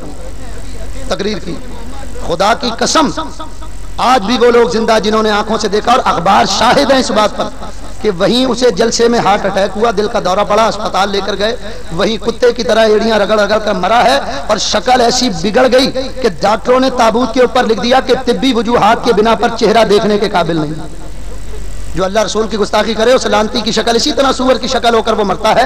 تو بتانا چاہتا ہوں کہ ان سے بچو، اپنے عقیدے کو بچاؤ، یہ تمہارے عقیدے کے دشمن ہیں، یہ تمہیں لوٹنا چاہتے ہیں تمہارے عقیدے کو، تمہارے پاس سب سے قیمتی متاع تمہارا ایمان ہے، یہ ظالم اسی ایمان کو لوٹنا چاہتے ہیں۔ سنیوں اپنے اندر بیداری پیدا کرو، اپنے عقیدے سے آشنائی حاصل کرو، مضبوط ہو جاؤ اپنے عقیدے کے اوپر، یہ تمہارے عقیدے کے دشمن۔ میں بات کیا کر رہا تھا؟ بات یہی آئی کہ حضور نبی پاک علیہ الصلوۃ والسلام کے بارے میں ان کا یہ عقیدہ ہے، یہ کہتے ہیں کہ حضور علیہ الصلوۃ والسلام زندہ نہیں ہیں، اگر زندہ ہیں کہتے ہیں نبی کریم تو مر کے مٹی میں مل گیا، خلیل احمد امبیڈکر نے، میں نے کہا وہ کتا مٹی میں مل گیا جس نے یہ بات کہی تھی، وہ خود مر کے مٹی میں مل گیا، چلو میرے ساتھ، اگر قبر کھودوں اور قبر میں وہ موجود ہو تو جو چور کی سزا ہو وہ مجھے دینا، اور اگر قبر میں وہ کتا موجود نہ ہو، مٹی کھا گئی ہو اس کو، تو پھر مان لینا کہ عقیدہ وہ سچا ہے جو سنیوں کا ہے. اور اگر کسی کو نبی کی حیات کا یقین نہ آئے تو چلو مدینہ طیبہ. میں مصطفیٰ کریم کی قبر پر، میں ادنا ترین غلام سرکار کا کتا ہوں حضور کا، ارے میں تو گناہگار ترین حضور کا امتی، لیکن یہ میرا ایمان ہے کہ میں اپنے نبی کے دربار میں جاؤں اور جا کر السلام علیکم یا رسول اللہ کہوں تو میرے مصطفیٰ ضرور جواب دیں گے. یہ میرا عقیدہ ہے. اگر کسی کو شبہ ہو تو اٹھاؤ میرا خرچہ، چلو مدینہ طیبہ. اپنا عقیدہ تو میں دکھاؤں کہ اہل سنت کا عقیدہ کیا ہے. میرے دوستوں، بزرگوں، عزیزوں، بات یہ ہو رہی تھی کہ مکی اور مدنی صورتوں کی بات ہو رہی تھی. ہم نے صرف یہ بتانا ہے کہ دیکھو اللہ نے قرآن اتارنا تھا تو میرے مصطفیٰ مکہ میں تھے تو قرآن مکہ میں اترا، مدینے میں تھے تو قرآن مدینے میں اترا. اور ہم نے تو بتایا کہ نبی مکہ میں بھی تھے اور مدینے میں بھی تھے، کیونکہ نورانی اور روحانی طور پر اللہ کا نبی ہر جگہ موجود ہے. تو میرے دوستوں، بزرگوں، جب اللہ مکہ میں موجود تھا تو مدینہ لے جانے کی کیا ضرورت ہے؟ اور جب اللہ مدینے میں موجود تھا تو مکہ لے جانے کی کیا ضرورت ہے؟ اللہ تو ہر جگہ موجود ہے نا. یہی تو بندیوں کا عقیدہ. تو پھر نبی کو آگے پیچھے کیوں کیا گیا؟ تو جو دیوبندی جواب دیں گے وہی ہمارا جواب. تو میرے دوست بزرگوں، چونکہ قرآن اترنا تھا اور ہمیں یہ پتا چلتا، دیکھو نا، اگر مکی صورتیں اور مدنی صورتوں کی قید نہ ہوتی تو ہمیں کیسے پتا چلتا کہ قرآن کہاں اترا؟ جن صورتوں کے آگے لکھا ہوا مکی تو ہم نے جان لیا کہ یہ مکہ میں اتری، جن صورتوں کے اوپر لکھا ہوا مدنی ہم نے جان لیا کہ یہ مدینے میں اتری. اور 10 آیتیں ایسی ہیں کہ جو نہ مکے میں اتری نہ مدینے میں اتری. میرے مصطفیٰ معراج کے لیے گئے تو اللہ نے وہی لا مکہ میں عطا فرمائی. یہ بتا دیا کہ حبیب ہم قرآن اتارنے میں مکہ مدینے کے محتاج نہیں ہیں، محبوب تم جس جگہ ہوگے ہمارا قرآن اس جگہ موجود ہے. پھر ایک سوال یہ کہ جب حضور ہر جگہ موجود ہیں تو پھر تم امام مسجد میں کیوں بناتے؟ اس کا بھی جواب سنو. میں نے تمہیں پہلے بتایا کہ ہمارا عقیدہ یہ کہ اللہ کے نبی جسمن اپنی قبر انور میں، جسمن قبر انور میں نورانی اور روحانی طور پر ہر جگہ موجود ہے. اور مسجد میں امامت کرانے کے لیے جسمن موجود ہونا ضروری ہے. جسمن موجود ہونا ضروری ہے. یہ نہیں ہو سکتا کہ روح آ کر امامت کرائے. ہمارے نبی پاک علیہ الصلوۃ والسلام اگر جسمن ہر جگہ موجود ہوں تو کس کی مجال ہے جو امام بنے گا؟ ہے کسی کی مجال؟ ہم تو آگے بڑھ کر اتنی بڑی بات کہہ رہے ہیں کہ میرے مصطفیٰ اگر جسمن بھی ہر جگہ موجود ہوں تو کسی کی مجال نہیں ہے کہ وہ امام بنے. اور بولو، جب سرکار جسمن موجود تھے تو کیا یہ منع تھا کہ حضور کے علاوہ کوئی نماز نہیں پڑھا سکتا؟ یہ منع ہے کہیں قرآن حدیث میں؟ صحیح بخاری سے پڑھ رہا ہوں، حضور مرض وفات میں مبتلا ہے. فرمایا صحابہ سے مرو ابا بکر فلیصلی بالناس، ابو بکر سے کہو وہ لوگوں کو نماز پڑھائیں. حضرت عائشہ قریب بیٹھی تھی، فرمایا انہ رجل رقیق القلب کان مقام قلم یستطیع ان یصلی بالناس. یا رسول اللہ، میرے ابا جان تو بڑے رقیق القلب ہیں، بڑے رحم دل ہیں، وہ آپ کی امامت کا مصلی خالی دیکھیں گے تو وہ رو پڑیں گے، نماز نہیں پڑھا سکیں گے. حضور فرما رہے ہیں ابو بکر سے کہو لوگوں کو نماز پڑھائیں. معلوم ہوا نبی جب جسمن موجود تھا تب بھی تو لوگوں نے نماز پڑھائی. صدیق اکبر نے حضور کی موجودگی میں 17 نمازیں پڑھائیں. حضرت عبد الرحمن بن عوف نے حضور کی موجودگی میں فجر کی 1 نماز پڑھائی. بلکہ بخاری شریف میں آتا کہ حضور فجر کے وقت جب مسجد آئے تو حضرت عبد الرحمن بن عوف نماز پڑھا رہے تھے. حضور نے ان کے پیچھے نیت باندھی، نماز میں کھڑے ہو گئے. اب سوال یہ پیدا ہوتا، دیکھو صحیح بخاری کے اندر حدیث ہے کہ مدینے میں 2 قبیلوں میں جھگڑا ہو گیا، حضور صلح کرانے چلے گئے، ادھر ظہر کی نماز کا وقت ہو گیا. حضرت بلال نے اذان دی اور حضرت ابو بکر سے کہا آپ نماز پڑھائیں. آپ نماز پڑھانے کھڑے ہو گئے. مولوی انور شاہ کاشمیری دیوبند کے صدر مدرس، انہوں نے بخاری کی شرح لکھی ہے فیض الباری شرح بخاری. اس میں اسی حدیث کی تحت لکھتے ہیں کہ صدیق اکبر نماز پڑھا رہے تھے، صحابہ ان کے پیچھے پڑھ رہے تھے. نماز میں صدیق اکبر نے ثنا بھی پڑھ لی تھی، تعوذ و تسمیہ جس کو اعوذ باللہ اور بسم اللہ کہتے ہیں یہ بھی پڑھ لیا تھا. سورہ فاتحہ پڑھنے لگے تھے، پیچھے سے حضور آ گئے. جب حضور آئے تو صحابہ نے درمیان سے صفیں خالی کر دی. حضور آ کر آگے کھڑے ہو گئے. صدیق اکبر کو جب پتا چلا تو آپ پیچھے ہٹنے لگے. حضور نے اشارہ کیا، صدیق اکبر پیچھے ہٹ گئے. نبی کریم آگے آئے، نماز پڑھا لی. نماز پڑھانے کے بعد حضور نے فرمایا ابو بکر جب میں نے تجھے اشارہ کیا تھا کہ نماز پڑھاؤ تو تم پیچھے کیوں ہٹ گئے؟ آپ نے ادب اختیار کرتے ہوئے فرمایا یا رسول اللہ، ابو قحافہ کے لڑکے ابو بکر کی کیا مجال ہو سکتی ہے کہ وہ آپ کے آگے کھڑے ہو کر نماز پڑھائے؟ تو صدیق اکبر نے نماز پڑھائی نبی کریم کی موجودگی میں، 17 مرتبہ نماز پڑھائی. صحیح بخاری گواہ ہے، صحیح بخاری میں یہ لکھا ہے کہ 17 نمازیں صدیق اکبر نے پڑھائی نبی کریم کی موجودگی میں.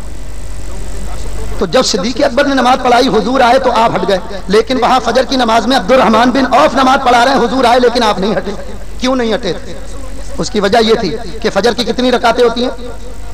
میرے ہاتھ کی طرف ہی دیکھ لو یار، 2 رکعت بھی پڑھی ہو تو ہمیں یاد ہو. 2 رکعتیں فجر کی، 2 رکعتیں جو پڑھتے ہیں وہی بول رہے ہیں. حضرت عبد الرحمن بن عوف فجر کی نماز پڑھا رہے تھے، حضور آئے. آپ اس لیے آپ نے مصلی نہیں چھوڑا تھا کہ آپ فجر کی 1 رکعت پڑھا چکے تھے، دوسری پڑھ رہے تھے. حضور دوسری رکعت میں آئے تو صحابہ کی تو وہ دوسری تھی اور نبی کریم کی پہلی تھی، تو اگر عبد الرحمن بن عوف مصلی چھوڑ دیتے اور حضور آگے آ جاتے تو پھر نبی کریم کی جب 2 رکعتیں ہوتی تو صحابہ کی 3 ہو جاتی۔ اس حکمت کی وجہ سے عبد الرحمن بن عوف نے مصلی نہیں چھوڑا، آپ نے اپنی دوسری رکعت مکمل کی، نبی کریم نے ایک حضرت عبد الرحمن بن عوف کے پیچھے پڑھی اور ایک رکعت بعد میں حضور نے خود پڑھ کے اپنی نماز کو مکمل کر لیا۔ تو بولو جب نبی ظاہری طور پر اپنی حیات میں موجود تھے تب صحابہ نے نبی کریم علیہ الصلوۃ والسلام کی موجودگی میں نماز پڑھائی ہے یا نہیں پڑھائی؟ صحابہ نے نماز پڑھائی۔ یہ کہیں قاعدہ کلیہ قرآن و حدیث میں کہیں نہیں لکھا ہوا کہ نبی کی موجودگی میں کوئی امام نہیں بن سکتا، نبی جس کو حکم دے گا اس کو نماز پڑھانی پڑے گی، نبی کا حکم یہ واجب ہے، فرض ہے اس کے لیے ماننا، نہیں مانے گا تو دار اسلام سے خارج ہو جائے گا۔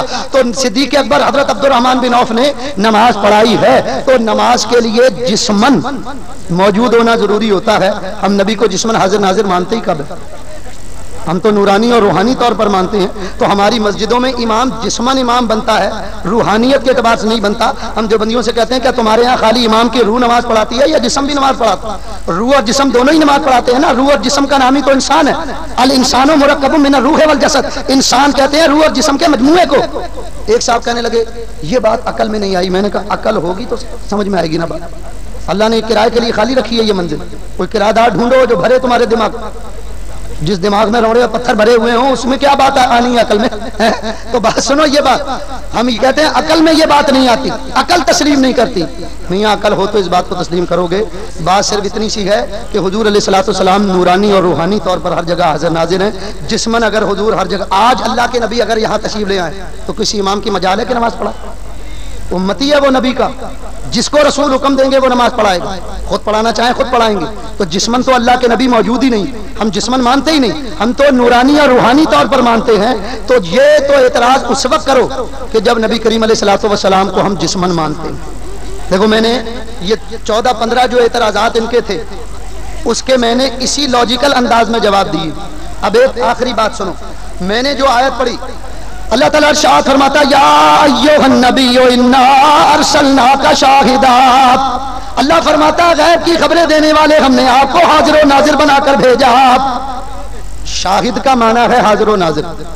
مفردات القرآن امام راغب پڑھ کر دیکھو، امام راغب فرماتے ہیں الشاہد والشہودۃ الحضور مع المشاہدۃ اما بالبصر او بالبصیرہ، آپ فرماتے ہیں شاہد کا معنی ہے مشاہدہ کرنا، حاضر و ناظر ہونا، چاہے وہ سر کی آنکھ سے ہو چاہے وہ دل کی آنکھ سے۔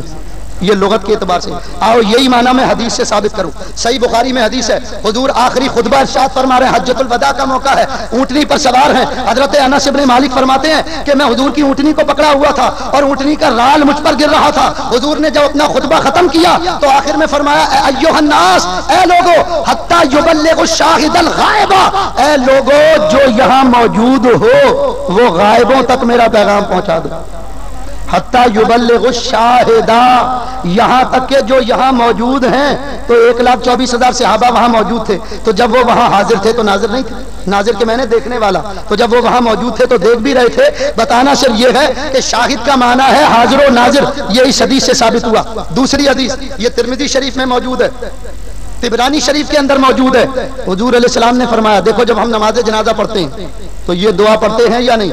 اللہم اغفر لحینا و میتنا و شاہدنا و غائبنا، اللہم اغفر لحینا، یا اللہ مغفرت فرما ہمارے زندوں کی، و میتنا ہمارے مردوں کی، و شاہدنا ہمارے حاضروں کی، و غائبنا اور ہمارے غائبوں۔ اس سے پتا چلا کہ میں نے قرآن، لغت اور احادیث سے ثابت کیا کہ شاہد کا معنی ہوتا ہے حاضر و ناظر۔ اب یہ کہتے نہیں ہم نہیں مانتے شاہد کا معنی حاضر ناظر۔ کتنا ٹائم رہ گیا بھائی؟ آپ کی گھڑی پیچھے تو نہیں چل رہی؟ کیسٹ کی گھڑی بتا رہی، اس کو تیز کرو تھوڑا یار، 1 گھنٹہ تو مشرف نے آگے بڑھا دیا۔ سنو بھائی یہ بات میں جو بات کر رہا تھا اس کو سنو، تھوڑا سا آپ ریلیکس بھی ہو گئے، ہنس بھی لیے، اب اس بات کو بھی، اس مسئلے کو بھی سمجھو۔ یہ کہتے ہیں ہم شاہد کا معنی حاضر ناظر نہیں مانتے۔ بندے دے پتر تو بتا کیا مانتا؟ کہتے ہیں ہم کہتے ہیں شاہد کا معنی ہے گواہ۔ اللہ کہتا ہے نبی ہم نے آپ کو گواہ بنایا، ہم کہتے ہیں اس معنی سے بھی تو ہمارا عقیدہ ثابت ہو رہا ہے۔ بولو گواہ کس کو کہتے ہیں؟ جو واقعے پر موجود ہو، جو واقعے کو آنکھ سے دیکھے اسی کو گواہ کہتے ہیں، جو گھر میں سو رہا ہو اس کو گواہ کہتے ہیں۔ عدالت میں کوئی کیس چلا جاتا، کسی کا قتل چلا جاتا، مرڈر کا کیس عدالت میں چلا گیا، جج یہ پوچھتا ہے، جج کا یہ سوال ہے کہ بتاؤ تم میں سے کتنے لوگوں نے یہ واقعہ اپنی آنکھ سے دیکھا تھا؟ ایک صاحب آنکھیں ملتے ہوئے آتے ہیں. ہاں بھائی کہاں؟ ڈاکٹر صاحب میں نے دیکھا تھا. کہاں دیکھا تھا تم؟ کیا ہوا تھا؟ کیا واقعہ تھا؟ میں اپنے گھر کے اندر تھا لیکن میں گواہی دے رہا ہوں کہ میں نے دیکھا تھا. اس کی گواہی معتبر ہوگی؟ جج کہا کہ بھائی لے کے جاؤ اس کے منہ پہ پانی ڈالو، یہ نیند میں ابھی. گواہی اس کی قابل قبول ہوگی کہ جس نے آنکھ سے بولو دیکھا ہوگا. واقعہ جس نے دیکھا ہوگا وہی گواہی دے گا. تو اگر میرے مصطفیٰ قیامت کے دن امت کی اعمال کی گواہی دیں گے تو جب امت کے اعمال کو دیکھ ہی نہیں رہے تو گواہی کیسے دیں گے؟ تو حاضر و ناظر کا معنی اگر گواہ کرو گے تب بھی میرا یہ عقیدہ ثابت ہوتا. پھر یہاں ایک اعتراض کیا کہتے ہیں؟ بھائی گواہ کے میں نے یہ ضروری نہیں ہے کہ گواہی دیکھ کر دی جائے، گواہی سنی ہوئی بھی دی جاتی ہے، سنی ہوئی گواہی بھی قابل قبول ہوتی ہے. پھر مثال کیا دیتے ہیں؟ مثال کہتے ہیں دیکھو ہم کہتے ہیں اشہد ان لا الہ الا اللہ، میں گواہی دیتا ہوں کہ اللہ کے سوا کوئی معبود نہیں ہے. اشہد ان محمد رسول اللہ، میں گواہی دیتا ہوں کہ محمد مصطفیٰ اللہ کے بندے اور رسول ہیں. تو کہتے ہیں کہ ہم نے اللہ کو نہیں دیکھا لیکن پھر بھی گواہی دے رہے ہیں، ہم نے نبی کو نہیں دیکھا ہم پھر بھی گواہی دے رہے ہیں. تو کہتے ہیں کہ بغیر دیکھے بھی گواہی ہوتی. یہ ان کا اعتراض. اب اس کا بھی جواب سنیں. ہمارا یہ دعویٰ ہے کہ گواہی وہی قبول ہوگی جو آنکھ سے دیکھی بھی ہوگی. آدم علیہ السلام آئے، آدم نے آ کر اعلان کیا قولوا لا الہ الا اللہ. اے آدم، آدم نے کہا لوگوں کہو اللہ ایک ہے. سب نے سوال کیا آدم آپ نے اللہ کو دیکھا ہے؟ فرمایا میں نے نہیں دیکھا. نوح علیہ السلام نے گواہی دی، آ کر کہا اللہ ایک ہے. آپ نے دیکھا نہیں؟ میں نے نہیں دیکھا. موسیٰ علیہ السلام نے کہا لوگوں کہو اللہ ایک ہے. کہا آپ نے اللہ کو دیکھا؟ فرمایا میں نے نہیں دیکھا. اے عیسیٰ آپ کہتے ہیں اللہ ایک ہے کہ آپ نے اللہ کو دیکھا؟ کہا میں نے نہیں دیکھا. ہمارے نبی کی باری آئی، حضور نے فرمایا قولوا لا الہ الا اللہ، ہے لوگوں کہو اللہ ایک ہے. سوال ہوا یا رسول اللہ کہ آپ نے دیکھا ہے؟ فرمایا ہاں میں نے دیکھا ہے. ارے معراج کی رات میں رب کو دیکھ کر آیا ہوں. سارے نبی سنی ہوئی گواہی دے رہے تھے اس لیے قابل قبول نہیں ہوئی. میرے مصطفیٰ دیکھ کر گواہی دے رہے تھے تو قابل قبول ہوئی. گواہی دیکھی ہوئی قابل قبول ہوتی. پھر مولوی صاحب کہتے ہیں ہم کہتے ہیں اشہد ان لا الہ الا اللہ، میں گواہی دیتا ہوں اللہ ایک. میں صرف اتنا پوچھنا چاہتا ہوں مولوی صاحب اتنا تپڑ ہے کہ رب کو دیکھ سکتے ہو؟ آنکھ میں اتنی طاقت ہے کہ اس کو دیکھ سکتے ہو؟ اگر اللہ کو دیکھ لو گے تو یؤمنون بالغیب کا معنی کیا ہوگا؟ اللہ فرماتا ہے ایمان والے وہ ہیں جو غیب پر ایمان لاتے ہیں، اور غیب ہے اللہ کی ذات. ایمان والوں نے اللہ کو دیکھا نہیں ہے لیکن بن دیکھے وہ اللہ پر ایمان لاتے ہیں. تو اللہ کی ذات کے لیے تو لازمی ہے کہ بن دیکھے گواہی دی جائے. اللہ کو کوئی دیکھ نہیں سکتا بغیر دیکھے. دیکھو ہمارے نبی نے بھی اللہ کو دیکھا ہے تو اس دنیا میں نہیں دیکھا، اس دنیا میں جا کر دیکھا. اس عالم میں جا کر حضور نے اللہ کو دیکھا، اس دنیا میں نہیں دیکھا. تو میں بات میری سمجھنے کی کوشش کرو. جو میں بات بتانا چاہتا ہوں وہ یہی کہ دیکھو یہ کہتے ہیں جب ہم نے اللہ کو نہیں دیکھا لیکن ہم گواہی دے رہے ہیں اللہ کی، تو پتہ چلا بغیر دیکھے بھی گواہی دی جاتی. ہم تو صرف اتنا پوچھتے ہیں کہ اللہ پروردگار عالم کو اگر دکھا دیا جائے تو کون سی آنکھ ہے جو اللہ کو دیکھے گی؟ کیا قرآن میں تم نے یہ نہیں پڑھا تھا کہ موسیٰ علیہ السلام نے اللہ سے تمنا کی تھی رب ارنی انظر الیک، مولا میں تجھے دیکھنا چاہتا ہوں. اللہ نے فرمایا لن ترانی، تم دیکھ ہی نہیں سکتے، تم دیکھ نہیں سکتے. یا اللہ میں دیکھنا چاہتا ہوں. اللہ نے فرمایا ہم پہاڑ پر اپنی تجلی ڈالتے ہیں. قرآن مجید ہے اللہ پروردگار عالم نے پہاڑ پر تجلی ڈالی. قرآن کہتا خرّ موسیٰ صاعقہ، حضرت موسیٰ علیہ السلام گرے اور بے ہوش ہو گئے. عزیز من بتانا صرف یہ چاہتا ہوں کہ دیکھو اللہ تبارک و تعالیٰ کے کلیم ہے موسیٰ علیہ السلام، انہوں نے دیکھنے کی تمنا کی، رب کو دیکھ نہیں سکے. رب نے فرمایا ہم تجلی ڈالتے ہیں پہاڑ پر، پہاڑ سرما بن گیا، ریزہ ریزہ ہو گیا. اللہ کی تجلی کو نہیں دیکھ سکا. اللہ کی تجلی کو کوئی برداشت نہیں کر سکتا تو رب کی ذات کی، رب کے دیدار کو کون برداشت کر سکتا ہے؟ تو اس عالم میں رہ کر اللہ تعالیٰ کو کوئی نہیں دیکھ سکتا. لہذا یہاں گواہی تو بغیر دیکھے ہی دینی پڑے گی کیونکہ یہ ایمان کا معاملہ. ایمان میں گواہی بغیر دیکھے دی جاتی. اور اگر میری بات کو نہیں مانتے تو پھر آج سے انکار کرو کہ چونکہ ہم نے محمد مصطفیٰ کو نہیں دیکھا اس لیے ہم اللہ کا نبی نہیں مانتے. آج سے یہ اعلان کرو کہ ہم نے اللہ کو نہیں دیکھا، ہم جو ہے جناب والا اللہ کو رب نہیں مانتے.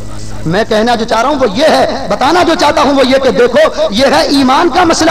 ایمان میں تو رب کو دیکھے بغیر ہی گواہی دینی پڑے گی، اللہ کے رسول کو دیکھے بغیر ہی گواہی دینی پڑے گی. کیوں؟ اس لیے کہ اللہ کو کوئی دیکھ نہیں سکتا، مصطفیٰ کو کوئی دیکھ نہیں سکتا. یہ ایمان ہے. اس لیے کہ یؤمنون بالغیب کا کیا معنی ہوگا؟ سورہ بقرہ کی پہلی آیت میں تو فرمایا الف لام میم ذالک الکتاب لا ریب فیہ ھدی للمتقین الذین یؤمنون بالغیب. اللہ فرماتا ہے یہ وہ کتاب ہے جس میں کوئی شبہ نہیں، ہدی للمتقین، یہ متقی لوگوں کے لیے ہدایت ہے۔ وہ لوگ الذین یؤمنون بالغیب، جو ایمان لاتے ہیں غیب پر۔ یا اللہ غیب کیا ہے؟ میں تفسیر نہیں کر رہا، دیوبندیوں نے بھی اس تفسیر کو لکھا ہے، وہابیوں نے بھی اس تفسیر کو لکھا ہے۔ 1400 سال سے یہی تفسیر امت کا اجماع بنی ہوئی ہے کہ یؤمنون بالغیب میں اللہ کی ذات ہے، کہ ہم نے اللہ کو نہیں دیکھا لیکن اللہ پر ایمان لا رہے ہیں، ہم نے فرشتوں کو نہیں دیکھا فرشتوں پر ایمان لا رہے ہیں، ہم نے گزشتہ نبیوں کو نہیں دیکھا ان پر ایمان لا رہے ہیں، مصطفیٰ کریم کو ہم نے نہیں دیکھا لیکن ایمان لا رہے ہیں، قیامت کے دن کو نہیں دیکھا لیکن ایمان لا رہے ہیں، قرآن کے نزول کو نہیں دیکھا لیکن ایمان لا رہے ہیں، سابقہ آسمانی کتابوں کو نہیں دیکھا لیکن ان پر ایمان لا رہے ہیں۔ یہ ایمان ہے، اس میں تو بغیر دیکھے ہی گواہی دینی پڑے گی، یا اگر کسی میں عقل ہے تو کھڑے ہو جاؤ اللہ کے آگے۔ جنت کو نہیں دیکھا ایمان ہے، دوزخ کو نہیں دیکھا ایمان ہے، جس چیز کے بارے میں مصطفیٰ نے فرمایا بغیر دیکھے ایمان لائے۔ عقیدہ یہی ہے صحابہ کا۔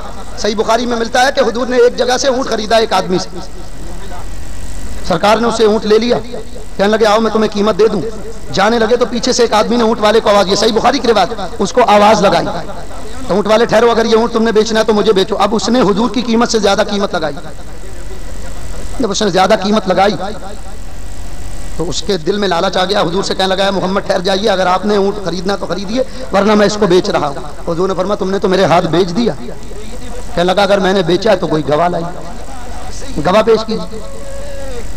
حضور علیہ السلام کے پاس اتفاق سے وہاں کوئی گواہ بھی موجود نہیں۔ اب مجھے بتاؤ، وہاں پر تو آنکھ سے دیکھنے کا معاملہ ہی کوئی نہیں، اللہ کے نبی دیکھ رہے ہیں اور اللہ دیکھ رہا ہے، تو کوئی تو دیکھ رہا ہے کہ میرے نبی نے سودا کیا ہے، اللہ دیکھ رہا ہے۔ اللہ اگر گواہی دیتا تو وہ عینی گواہی ہوتی یا نہیں ہوتی؟ آنکھ کی دیکھی ہوئی گواہی ہوتی یا نہیں ہوتی؟ تو اللہ دیکھ کر گواہی دیتا۔ خیر، صحابہ کا عقیدہ پیش کر آگے بڑھے، بات جب بڑھی تو مجمع لگ گیا، اس میں حضرت خزیمہ بھی موجود، کہنے لگے یا رسول اللہ میں گواہی دیتا ہوں کہ آپ نے گھوڑا خریدا۔ حضور علیہ السلام نے فرمایا تم کیسے گواہی دیتے ہو، تم تو موجود ہی نہیں۔ تو وہی بات انہوں نے کی جو میں نے کی کہ یا رسول اللہ یہ میرا ایمان ہے، ایمان کا مسئلہ ہے، آپ نے کہا ہے اللہ ہے، میں نے اللہ کو دیکھا نہیں ہے، بن دیکھے گواہی دی ہے۔ میں آپ نے کہا جنت ہے، میں نے جنت کو دیکھا نہیں ہے، بن دیکھے گواہی دی ہے۔ تو جب آپ کہہ رہے ہیں کہ آپ نے گھوڑا خریدا تو اگرچہ خریدتے وقت میں نے دیکھا نہیں ہے لیکن ایمان ہے، ایمان کا مسئلہ اس لیے گواہی دیتا ہوں کہ آپ نے خریدا ہے۔ یہ تو ایمان ہے، اس میں تو بغیر دیکھے کا سوال ہی نہیں ہے۔ اللہ کو دیکھے بغیر تو کوئی ایمان لا ہی نہیں سکتا کیونکہ اس کا تعلق غیب سے ہے، غیب دیکھنے والی آنکھ ہر کسی کے پاس نہیں ہے۔ پھر یہ ایک آخری بات ہے بھائی، اس اعتراض کا بھی جواب ہوا، اور آخری اعتراض یہ کہ ہم ایک حدیث صحیح بخاری سے پیش کرتے ہیں حضور کے حاضر ناظر ہونے کو۔ ہم کہتے ہیں کہ جب بندہ مومن کو قبر میں رکھ دیا جاتا ہے تو اس سے قبر میں 3 سوال ہوتے ہیں، من ربوں کا تیرا رب کون ہے، ما دینوں کا تیرا دین کیا ہے، اور ایبسلیوٹ موسٹ ایڈیوٹک سچویشن، حیران کن حالات مگر رلا دینے والے حالات۔ یہ جو چوتھا تیسرا سوال آتا ہے نا کہ ما کنتا تقولو فی حق حاضر رجل، ہم کہتے ہیں اس میں فرشتے پوچھتے ہیں کہ بتا اس مرد کامل کے بارے میں تو کیا کہتا ہے؟ تو دیوبندی پتہ کیا کہتے ہیں؟ ہم یہ کہتے ہیں کہ حضور نبی کریم ہر مرنے والے کی قبر میں تشریف لاتے ہیں۔ حاضہ ہے اس میں اشارہ، اور یہ قریب کے لیے آتا ہے، عربی گرامر جنہوں نے پڑھی ہے وہ جانتے ہیں۔ ذالکا یہ اس میں اشارہ بعید کے لیے، دور کے لیے آتا ہے۔ ذالکل کتاب وہ کتاب، بما اوحینا الیک ھذل قرآن یہ قرآن، وہاں ذالکا آیا تو مانا ہوا وہ کتاب، اور یہاں ھذا آیا تو مانا ہوا یہ کتاب۔ بھائی یوں سمجھ لو کہ جب تک کتاب لوح محفوظ میں تھی تو ذالکا کہہ کر مخاطب کیا، جب میرے مصطفیٰ کے سینے میں آ گئی تو ھذا کہہ کر مخاطب کیا۔ ھذا اس میں اشارہ ہے جو قریب کے لیے آتا ہے، ذالکا اس میں اشارہ ہے جو دور کے لیے آتا ہے۔ یہ کہتے ہیں نہیں، کہتے ہیں کہ ھذا اس میں اشارہ دور اور قریب دونوں کے لیے آتا ہے۔ پھر اس پر مولوی صاحب نے چند دلیلیں بھی دیں، کہتے ہیں یہاں معنی ہے حاضر فی الذہن، یعنی فرشتے کہتے ہیں کہ اے اللہ کے بندے بتا تو اس مرد کامل کے بارے میں کیا کہتا ہے۔ یعنی جب یہ سوال ہوتا من نبیوں کا تیرا نبی کون ہے تو قبر والا کہتا ہے نبی جی محمد صلی اللہ علیہ وسلم، میرے نبی محمد مصطفیٰ ہے، یہ وہ جواب دیتا ہے۔ تو فرشتے کہتے ہیں ما کنت تقول فی حق حاضر رجل، اس مرد کامل کے بارے میں تو کیا کہتا ہے؟ تو کہتے ہیں فرشتے اس وقت حضور قبر میں حاضر نہیں ہوتے بلکہ حاضر فی الذہن کا سوال ہو رہا ہے کہ وہ اس بندے کے ذہن میں حضور موجود ہے، ذہن میں حضور حاضر ہے، ذہن میں موجود ہے، کیونکہ پہلے سوال حضور کے بارے میں ہو چکا ہے اس لیے وہ ذہن میں موجود۔ میں اس کا یہ جواب دیتا ہوں کہ پہلے تو اللہ کے بارے میں بھی سوال ہو چکا، تو پھر حاضر فی ذہن میں اللہ کیوں نہیں؟ عجیب منطق مولویوں کی۔ حاضر فی ذہن کی اگر آپ بات کرتے ہیں تو حاضر فی ذہن یہ اللہ کے لیے بھی تو ہو سکتا ہے نا. آپ میری بات نہیں سمجھے, دیکھو اس کو اور آسان کر کے میں سمجھاؤں. ان کا اعتراض یہ ہے کہ جب ہم یہ کہتے ہیں نبی کریم قبر میں تشریف لاتے ہیں, آخری بات ہے بس اس کے بعد ختم ہے. ان کا اعتراض یہ ہے کہ جب نبی کریم تشریف لاتے ہیں قبر میں موجود ہیں, تو جب یہ سوال ہوتا ہے ما کنت تقول فی حق حاضر رجل, کہ اس مرد کامل کے بارے میں کیا کہتے ہو, تو کہتے ہیں حاضہ اس میں اشارہ ہے جو دور کے لیے آتا ہے. تو میرا سوال صرف اتنا سا ہے کہ اگر حاضر فی ذہن کا سوال ہو تو کیا ذہن آپ کے دماغ سے بہت زیادہ دور ہے؟ عجیب منطق دیوبندیوں کی. سب بات یہ ہے کہ ذہن دماغ کو کہتے ہیں. ہم کہتے ہیں بھائی فلاں آدمی کا ذہن بڑا کمزور ہے, یعنی اس کا دماغ بولو بڑا کمزور ہے. ذہن کس کو کہتے ہیں؟ اسی سے ذہانت بنی, تو ذہن کہتے ہیں دماغ کو. تو آج مجھے پتا چلا کہ دیوبندیوں کا دماغ ان کے سر سے بہت کوسوں دور ہے.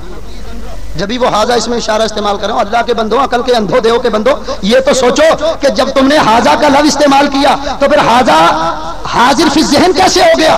اگر وہ ذہن میں حاضر ہیں تو ذہن تو سر میں موجود ہے. اس کا مطلب یہ کہ جب ذہن سر میں موجود ہے تو مصطفیٰ پھر تمہارے ذہن میں سر میں قریبی تو موجود ہوئے, دور کیسے ہوئے؟